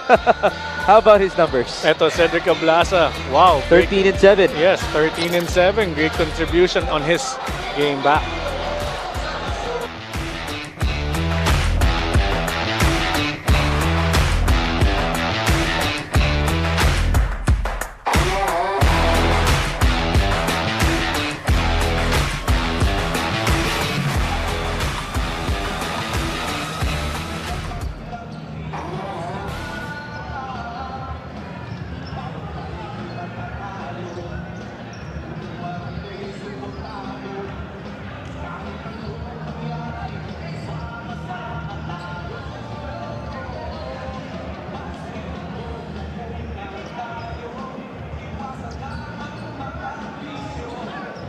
Presenting our Suzuki muscular and sporty fans of the game. Just like the Avenus, do more and achieve more with the muscular and sporty scooter from Suzuki. The Avenus, oras na para magmotor. We do have a good amount of people, our crowd watching here inside the Strike Gym in Bacoor, Cavite. The Strikers will not be in action tonight, folks, as this will be followed by Muntinlupa versus Jensen. We will still take all of these attendees present with us. I'm sure they're enjoying the basketball action as much as we are. Coach JB definitely is with all of his reactions here at the sideline. Actually, I was shocked by what you said. The field goal percentages of Imus, 5 of 20. Yes, in the third frame. In the third. That's why they only scored 11 points compared to the 15 of Batangas. Oo nga, makikita natin at it ends up tied 43. Ending the third. Jimboy Estrada makes the first field goal of the fourth quarter. Estrada, I believe, sat out a long time. Buong third, 5 of 16. Oh, 5 of 18. Ayun. Siguro sa sulat ng ating assistant dito, nabasa natin. Napakaganda naman. Levy Hernandez escapes and misses. Hildebrand, forward pass. Jimboy Estrada is blocked. Good defense by King Importante. He runs to the other end. There's the feed to Levy. And that's the speed we keep talking about. No, we kept mentioning about Batangas. They turn over. Once they get that ball, they run and try to leave their defense of Imus behind. The score is 45 all in game number 2 for Imus versus Batangas. We have to tell everybody, remind everybody that all of the series in the South Division so far have gone to 3 games. Have gone to 3 games. Let's see if this will follow, as this assist is brought to you by Nexus 88 Gaming. That's John Ray Villanueva finding his longtime teammate in Levy Hernandez. Ryan Sual misfires, rebound Levy. There's a loose ball foul on Mark Pingris. Foul on number 15, Mark Pingris, his first team foul for Imus has been There's Coach Gino Manansala. He's been tasked with a very tough responsibility in this season, handing all of these stars on his roster. And they have been in and out of their lineup, by the way. John Ray Villanueva. On to Levy Hernandez against JJ Helterbrand. Levy met by Pingris. Hernandez sizing up Pingris. That's a 3. No good. Oh, good tap by Ambuluto. Now it's Imus with possession. I like the effort by Ambuluto. Talagang he's trying to reach for that second chance opportunity despite being shorter than Canaleta or Pingris. The sheer hard work from John Ambuluto. As Sual drives and kicks. That's a good look. And the conversion for Jimboy Estrada. 9 points for Estrada. Batangas actually played defense. They're clogging up the inside, the painted area, so there's no advantage down low. But that leaves Estrada, who hits his 3 from the outside. That's the 6th 3-pointer of Imus in this game. They're at 25% shooting from downtown, but it's way worse for Batangas as Linganay misfires. You know, this is the time decision-making really counts, and you have to make the right decision the first chance you get. No basket there for KG. Good look, though. I thought he had it using the glass. Me too. Lingana, ito importante. Ambuluto sealing. Faking the spin. Ambuluto is denied. No foul there. Forward pass. Ryan Sual. Baseline drive. Another miss. So he's called for a loose ball foul. Ilang beses na natin nakita sa sa Imus, yung point blank lang nandun eh. It just isn't falling for them. Now Sual will take a breather. Pasok dito si Carlo Lastimosa. They have 4 ex-PBA players in Lastimosa, Helterbrand, Canaleta, and Mark Pingris joining their leading scorer in the season in Jimboy Estrada. Oo nga, Estrada, dito natin masasabi yung experience that will help them secure a win, plus the mixture of that young Estrada who's been shooting it well from the outside. The other end, nice escape by Levy Hernandez. Levy Hernandez, tried and tested, experienced player himself. That's 8 points already in this game for Levy. He's the second leading scorer of Batangas behind the returning Cedric Ablaza, who has 13 as a foul is called on John Ray Villanueva. Now this move is brought to you by Nexus 88 Gaming. This is the offhand, by the way, for Levy. Great move there, using the lefty. Pero yun ang tama talaga. If you're on the left side, use the left. Sideline inbound now. Here's Estrada going to Helterbrand, looking for Pingris. There's Mark. Pingris serving and passing. Helterbrand fakes. Up top, Canaleta. 2 to work with. KG fires and misses. Offensive rebound. Wow, you see the feet moving. Oh! No foul there. 7 on the shot clock. Pingris feeds. Canaleta from the corner. Too strong. It hasn't been easy. Sorry, KG Canaleta can feel it. He knows it's gonna drop. All he has to do is find himself again in that situation. Well, as we usually say, Coach JB, sometimes it only takes one shot to drop and then you'll get going. As Levy Hernandez doesn't get the bounce. 48-47. Under 5.5 minutes remaining in game number 2. Are we going to have a game 3 back in Batangas?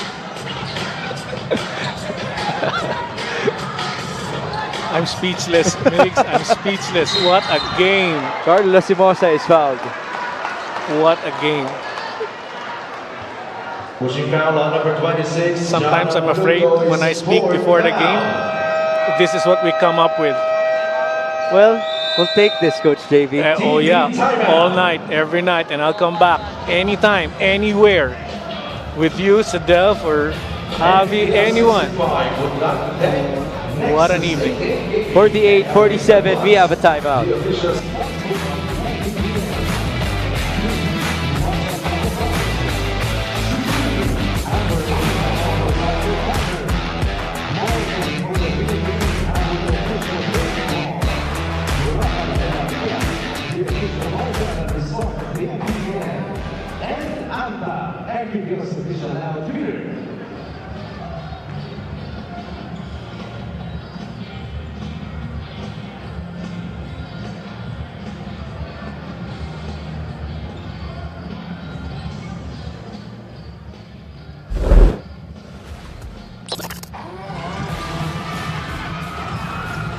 Back inside the strike gym in Bacoor, Cavite. Let's talk about the Pinoy Sakuragi himself. Those are not his stats in game 1. He basically has duplicated them again here in game number 2. Well, I mean, we know the talent that this guy has. It's just a matter of getting the ball as well, because it's very tough to often ask for that ball when he has teammates who are actually scoring also. And he's willing to play a role that we're not accustomed to, which is going for those offensive rebounds, playing tough defense, second chance opportunities for his team. And if he can score, that's an added plus. Let's see if Mark Pingris can convert from the stripe as he works with Carlo Lastimosa, Ryan Sual, Junji Halyare, and Jimboy Estrada. Sorry, it's Carlo who's gonna shoot free throws, if I'm not mistaken. I'm happy it's Carlo. Why? No, I can say that because I was thinking, oh, medyo tumatanda na utak ko. Parang nakita ko si Carlo Lastimosa ang tinawagan ng foul. Tapos Mark placed himself there. So I go, oh, okay, so I'm still senile. Kahit yung referee natin nagulat eh. Oo. Kaya nga sabi ko, teka lang, parang mali ah. Alright. Lastimosa just converted on his first free throw. Folks, we have seen 12 lead changes and 5 deadlocks so far in this game. But Carlo has struggled in this matchup so far. Only 5 points as compared to his 18 in game 1. Yes, kasi siyempre pag-aaralan sa ni Coach Cholo, pipigilin talaga siya. But his presence inside opens doors for his teammates. And that's all he can do. But then again, one shot opportunity from the 3 is all Carlo needs. 50-47. Batangas is down by 3. We are halfway done in the 4th and final frame. Jandre Villanueva against Junji Halyare. Tough shot. That's short. Offensive rebound. Jandre almost lost his balance. Scramble. And here comes Ryan Sual. Numbers for Imus. Back to Sual. And the SB squad will slow things down. Well, we should point out great transition defense by Batangas. All 5 guys just ran back down on D. Much like what they showed us in the start of this game. Yan ang speed factor na advantage talaga nila. Ang hirap maka-fast break against Batangas. Well, I do remember a story by Kib Montalvo. Do you remember him when he played for Makati before? Yes. That's Kib Montalvo already, who's in usual good condition. He told me that he was exhausted when he trained with Makati. That's how tiring the practices are of Coach Cholo Villanueva. At tama lang naman nun, the practices should actually be more difficult than the game itself. Oh, great hands by Carlo Lastimosa. Here's Carlo on the run. Lastimosa couldn't score again. Ball out of bounds in favor of Batangas.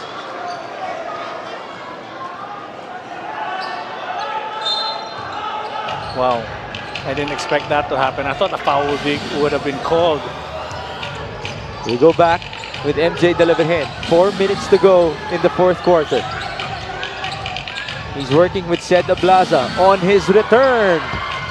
That's too strong. Rebound to Levy. Hernandez took his time there as Achea was on the ground. Ang hirap to make an attempt. Everybody's there challenging on the defensive depth on both sides. Hernandez, tough layup. He's fouled. And Pingris is very much surprised with that call.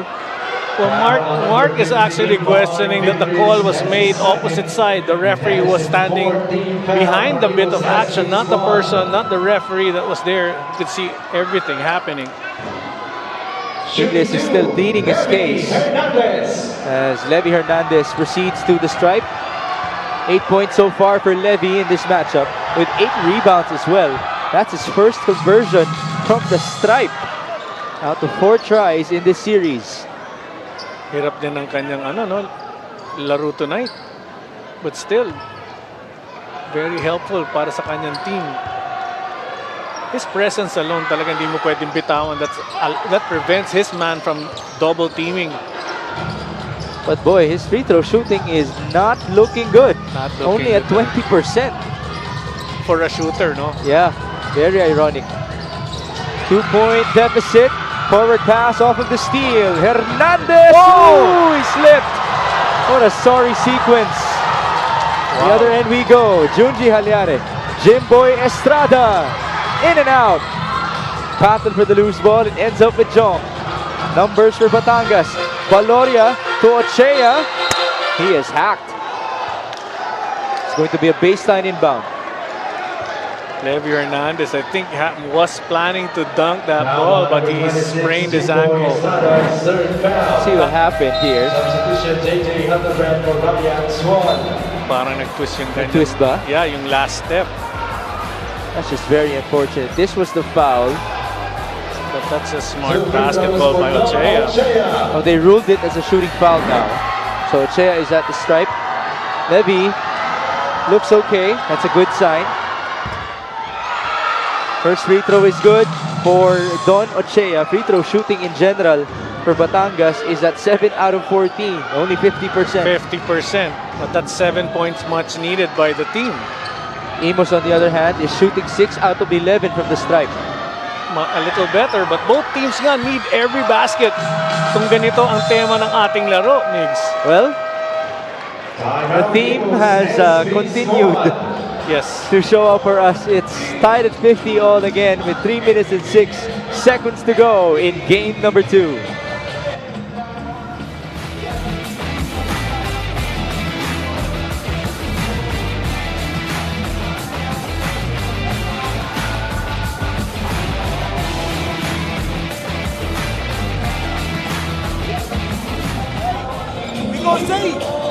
Because say, pero ito muna tayo, nakababa muna lahat.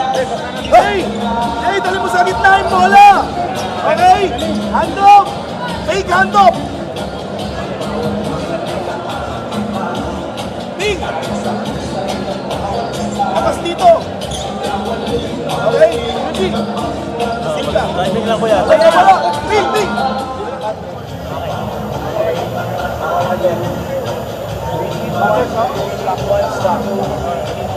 He was fouled. Bayang mahirapan ang getting that basketball.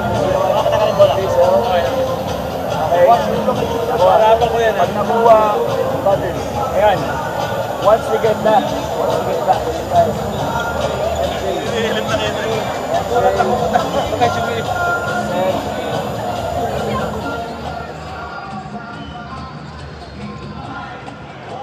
Let's talk about Jimboy Estrada, who averages 11 points per game on 45% efficiency, by the way, from the field all season long. How did he do in game number 1? Well, nakikita nga natin, 8 points lang siya, 3 of 9 field goals, 8 rebounds, 2 assists. But tonight, he's playing a much better game, hitting his shots, playing tough D, trying his best to defend yung kanyang yung mga shooter na natatapat sa kanya.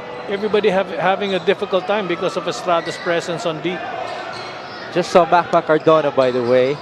We miss him. We hope that he gets to recover after his jaw injury. Cedric Ablaza is, by the way, on his debut game in this season for Batangas. 50 all is our score with 3 minutes and change to go in game number 2. Batangas looking to advance. Imus looking to set up another date back inside the Batangas City Coliseum. Junji Halyare, 8 on the shot clock. Halyare in trouble. Junji passes. 3 on the shot clock and Bingbis scores.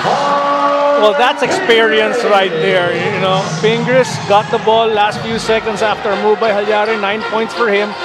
But having the presence of mind and composure to finish that shot with his one-hander. That's 9 points and 9 rebounds to your point for Mark Pingris. Ball tap. That's out of bounds in favor of Imus.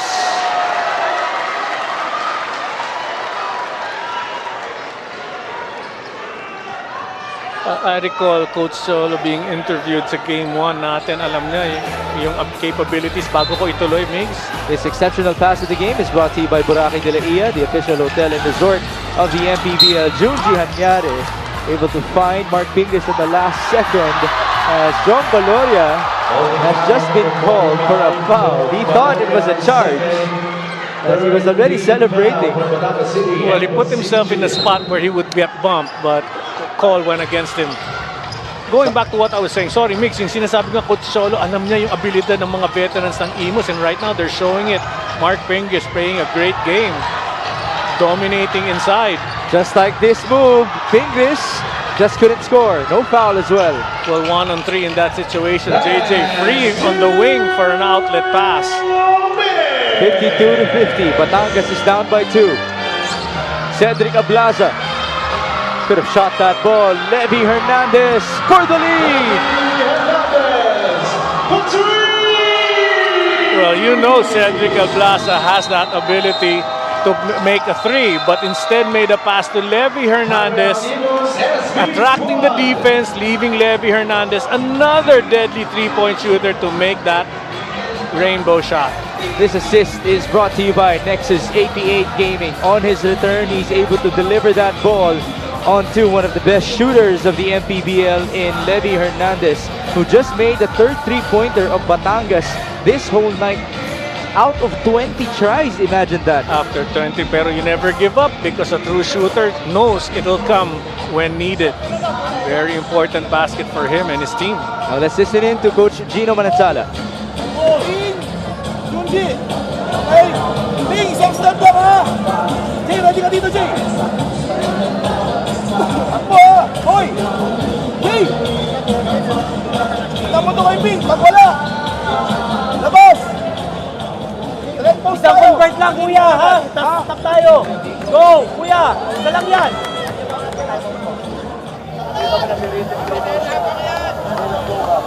Ayan, important.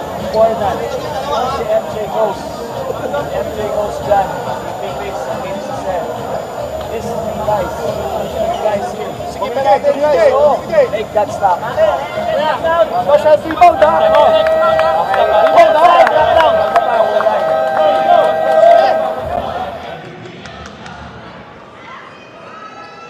We have 2 timeouts left for Coach Cholo Villanueva's Batangas team and 1 remaining for Coach Gino Manansala's Imus SV squad in game number 2 of their South Division quarterfinals series. Batangas is looking to advance to the South semis, but Imus is looking to force a game number 3 back inside the Batangas City Coliseum.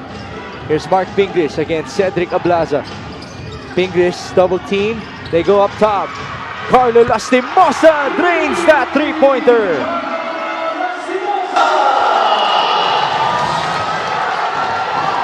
Well, great possession there. Nothing forced. Mark attracting the attention of all the defense. Field goal percentage 3 of 20 for Batangas, 7 of 29. Laking bagay ito. But Carlo Lastimosa, tried and tested, the go-to guy when needed.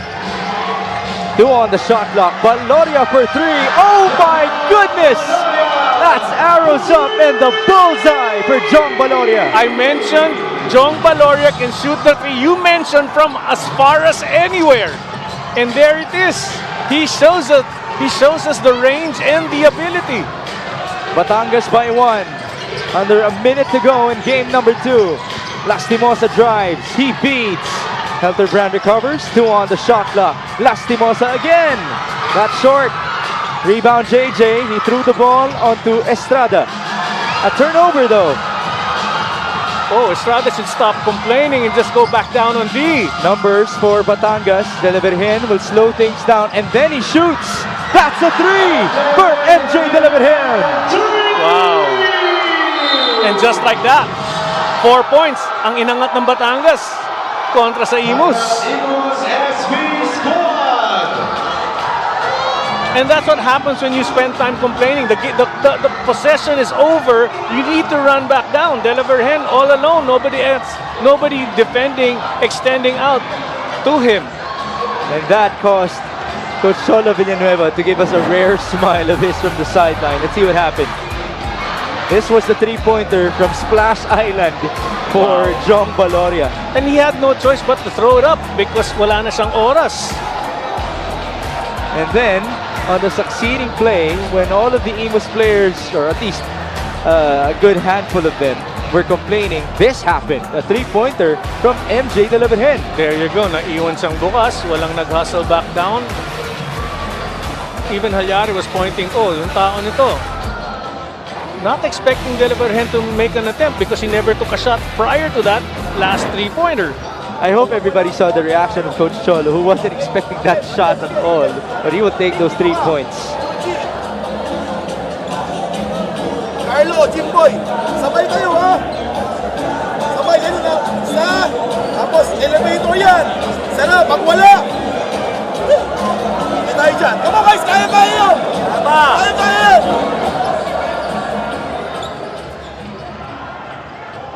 Well, you have to love the belief from Coach Gino Manansala, who has continued to believe from the beginning of the season, even though his responsibility is one of the toughest in the whole of the Mpbl. Now Imus is down by 4 with 32 seconds to go. Well, I've seen it in the past couple of games. May mga nag-a-attempt ng 3-point shot at nafa-foul. Could be a 4-point play. Very scary. They just need to watch itong defense. Deadlock 6, lead changes 15 sa ating laro. Sideline inbound for JJ Helterbrand. They go to Lastimosa. Carlo will drive. He is fouled. Try to go for a 180 there. Now, referee Alan Manzano will review the previous play as to determine whether or not it's a shooting foul. I don't think it took another dribble after the foul was made. But then again, was that the last team foul? Yeah, it looked to have been the last team foul of Batangas. Yeah, 2 shots for Carlo. Foul on number 22, Alam mo, Mix, napansin ko lang when the shot of Delaverhen went in, ang dami palang fans nila dun sa likod from Batangas. Ang daming nilang bit-bit dito, kaya pala jump pack ang ating venue. Ooh! First free throw missed by Carlo Lastimosa. You mentioned, you count the number of misses that you have from the stripe, and you count the deficit that you're facing. That is what gives you a lot of pain. Yes, napakasakit talaga because you play a great game. Itong Imus was actually playing a superb game. And then yung situationals na lang. Was there a violation on the first free throw? There looked to have been. That's why Carlo Lastimosa had to shoot 2 more. He did convert, and so the lead has been cut down to 2 points. Yes, very important now. Meron silang extrang kakampi. Ang inbound, yung time. You have 5 guys defending 4 guys in the court. Prevent that inbound, they can get that ball back. Magkaroon ng violation. This is the second to the last time after Coach Cholo Villanueva. Let's listen in.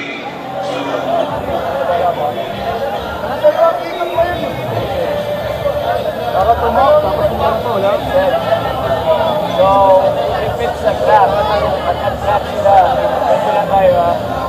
MC ko pa rin maglalabas. Levy, Don, Seth, Nada. Jong. Okay. First, Levy, you're going. Okay. Then Don, then Seth. Try to get the basketball. Hindi kayo kasi tatanggan. 14 lang yan ha, 14. Next, if they don't crack,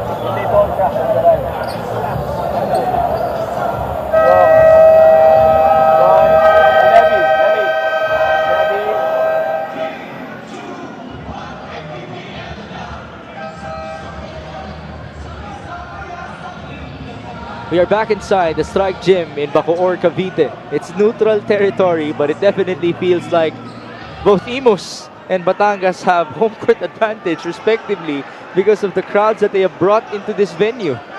Right now, the score reads 59-57 with 29 seconds to go. Still a possibility. You'll never know. Because all they need to do is prevent an inbound made, they get that ball back. So tough defense, aggressive defense, denying every passing lane for an inbound, they can get this ball back. No fouls.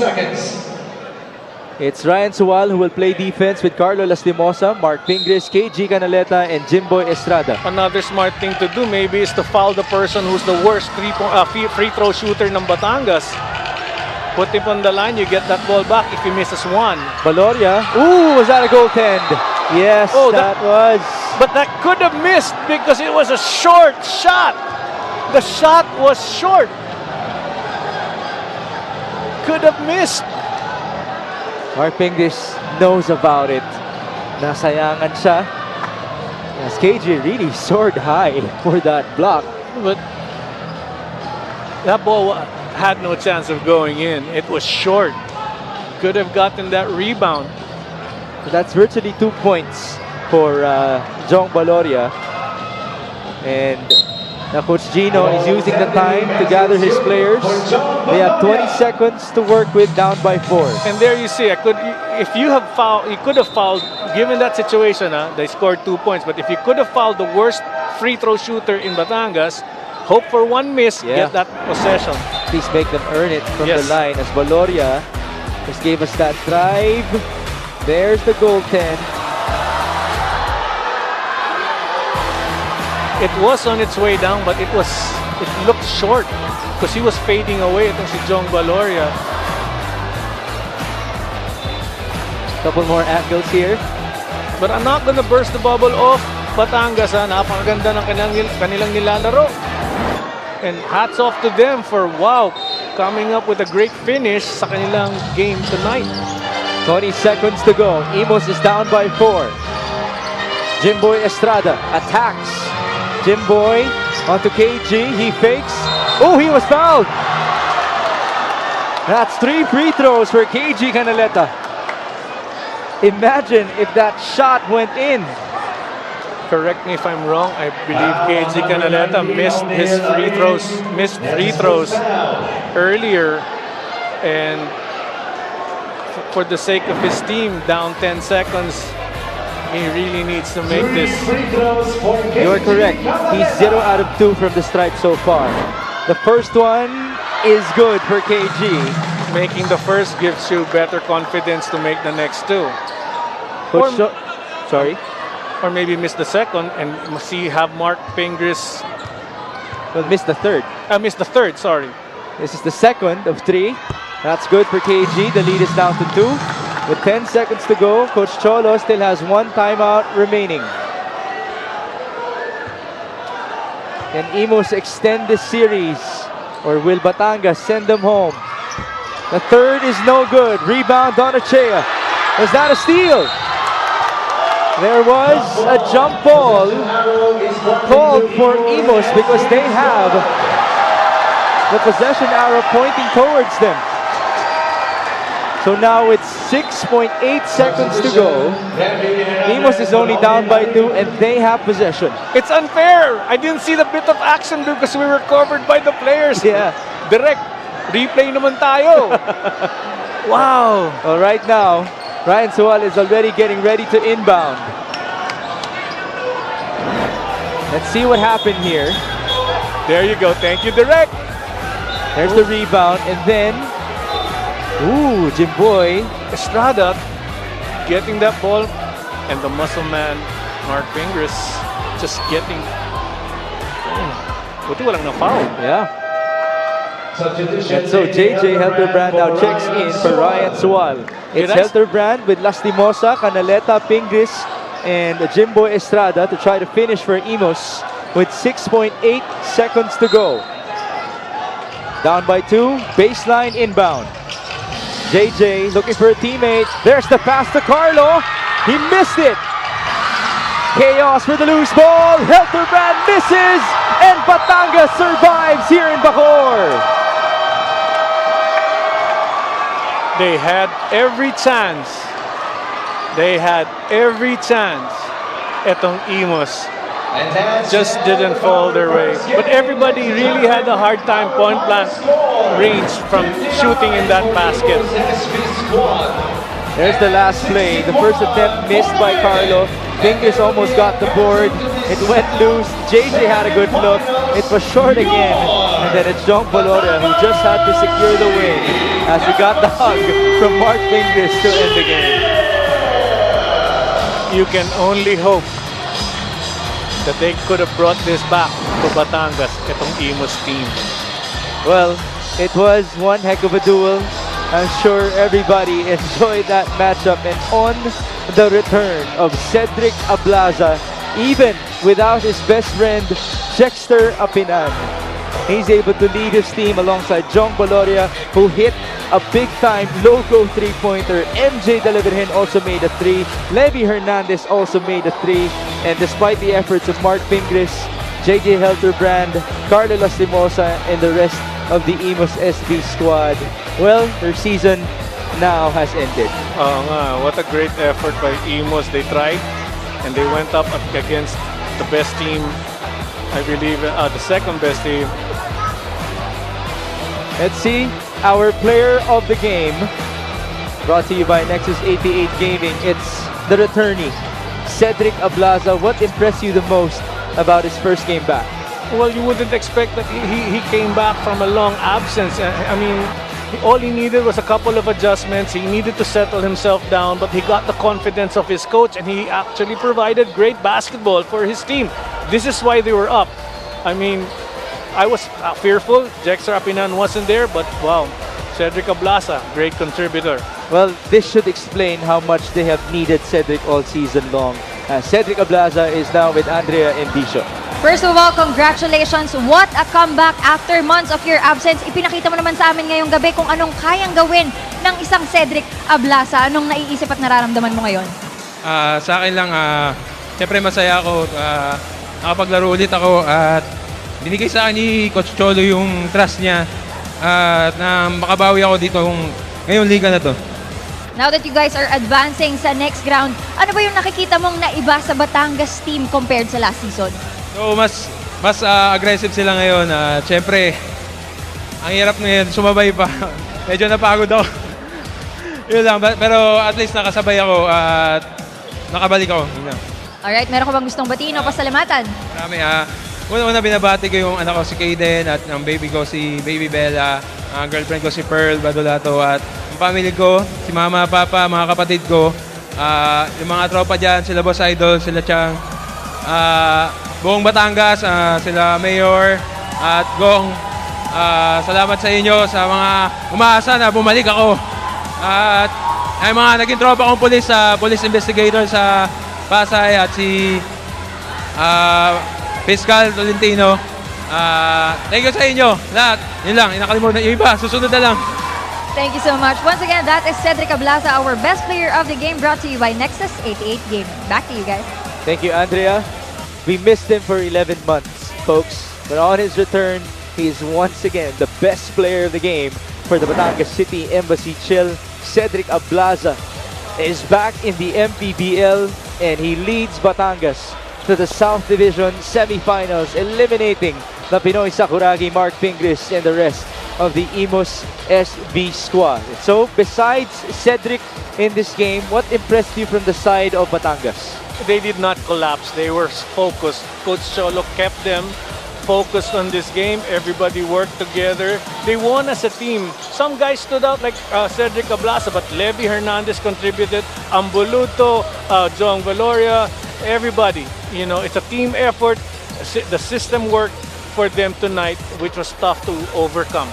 You think it was some sort of a blessing in disguise as well, because with the loss of Ablaza in the regular season, it kind of forced the other players to step up. They did actually step up, pero ito nga, yung mga ganyang breaks of John Valoria hitting a way out there shot and then capitalized by a Deliverhen three-pointer, unexpected three-pointer. You see that reaction of Coach Cholo Villanueva? There you see. That was a Steve Kerr reaction. Oo nga, because these are the things you don't expect, but you'll get it anytime you can. And there's the last shot missed by JJ Helterbrand that could have tied the ball game up to no avail. Thank you for joining us in our first game, folks. And now we turn you over to our press conference. Good evening, everyone. Welcome to Mpbl post-game press conference. Congratulations, Coach Cholo, and best player, Cedric Ablaza. Coach, as you said earlier, the plan is to end the series, pero hindi naging madali and still a low-scoring game, Coach.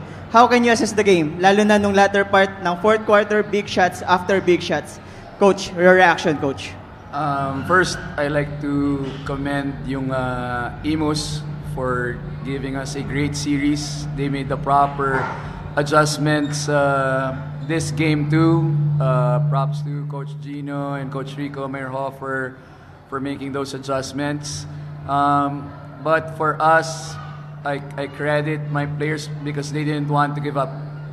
MJ hit a big shot, Levy hit a big shot, Jong hit a big shot down the stretch, and of course he said hit those big shots.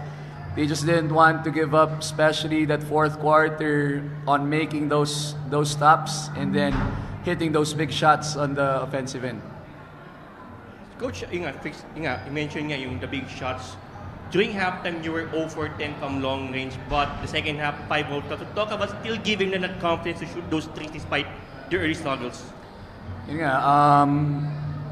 The Imus coaching staff did a good job on our shooters, staying on them, making it difficult for them. So halftime, we made certain adjustments, especially on our offense, to free up yung shooters namin. And of course, tightening up on the defensive end to get more deflections and more possessions. But again, we were just shooting open shots. I told my team na even though you're missing shots, as long as they're open, you won't hear anything from me. And then down the stretch, especially si Levy, I told him that when he missed that layup, I told him the next shot's going to be the big shot. So after that missed layup, he came back confidently, shoot that three-point shot to give us a lead, and it was a big momentum swing on our part. Hello, Coach. Hello, Coach. Congratulations. Regarding big shots, Coach, it is planned, Coach, na yung sunod-sunod na pag 3-point ng mga players mo, ito ba ay sinabi mo sa kanila o nangyari na lang? It was a testament of their hard work, shooting extra shots every practice, doing skill work before practice. So we were just ready to take those shots. That's why when the time came na we need to hit those shots, yung hard work of the players just paid off. That's why we made those shots down the stretch. For Cedric Ablaza. Cedric, kamusta yung pagbabalik mo ngayon, lalo na playoffs? So, overwhelmed ba or ano ba? Masyadong overwhelmed. Saktong-sakto yung pagdating ko, masyadong crucial yung game. Pero at least kahit pa paano nakasabay ako sa flow ng system namin. Siyempre, yung binigay na trust sa akin ni Coach Cholo, siyempre salamat talaga kay Coach Cholo at binigyan niya pa rin ako ng chance ulit dito. Yun lang.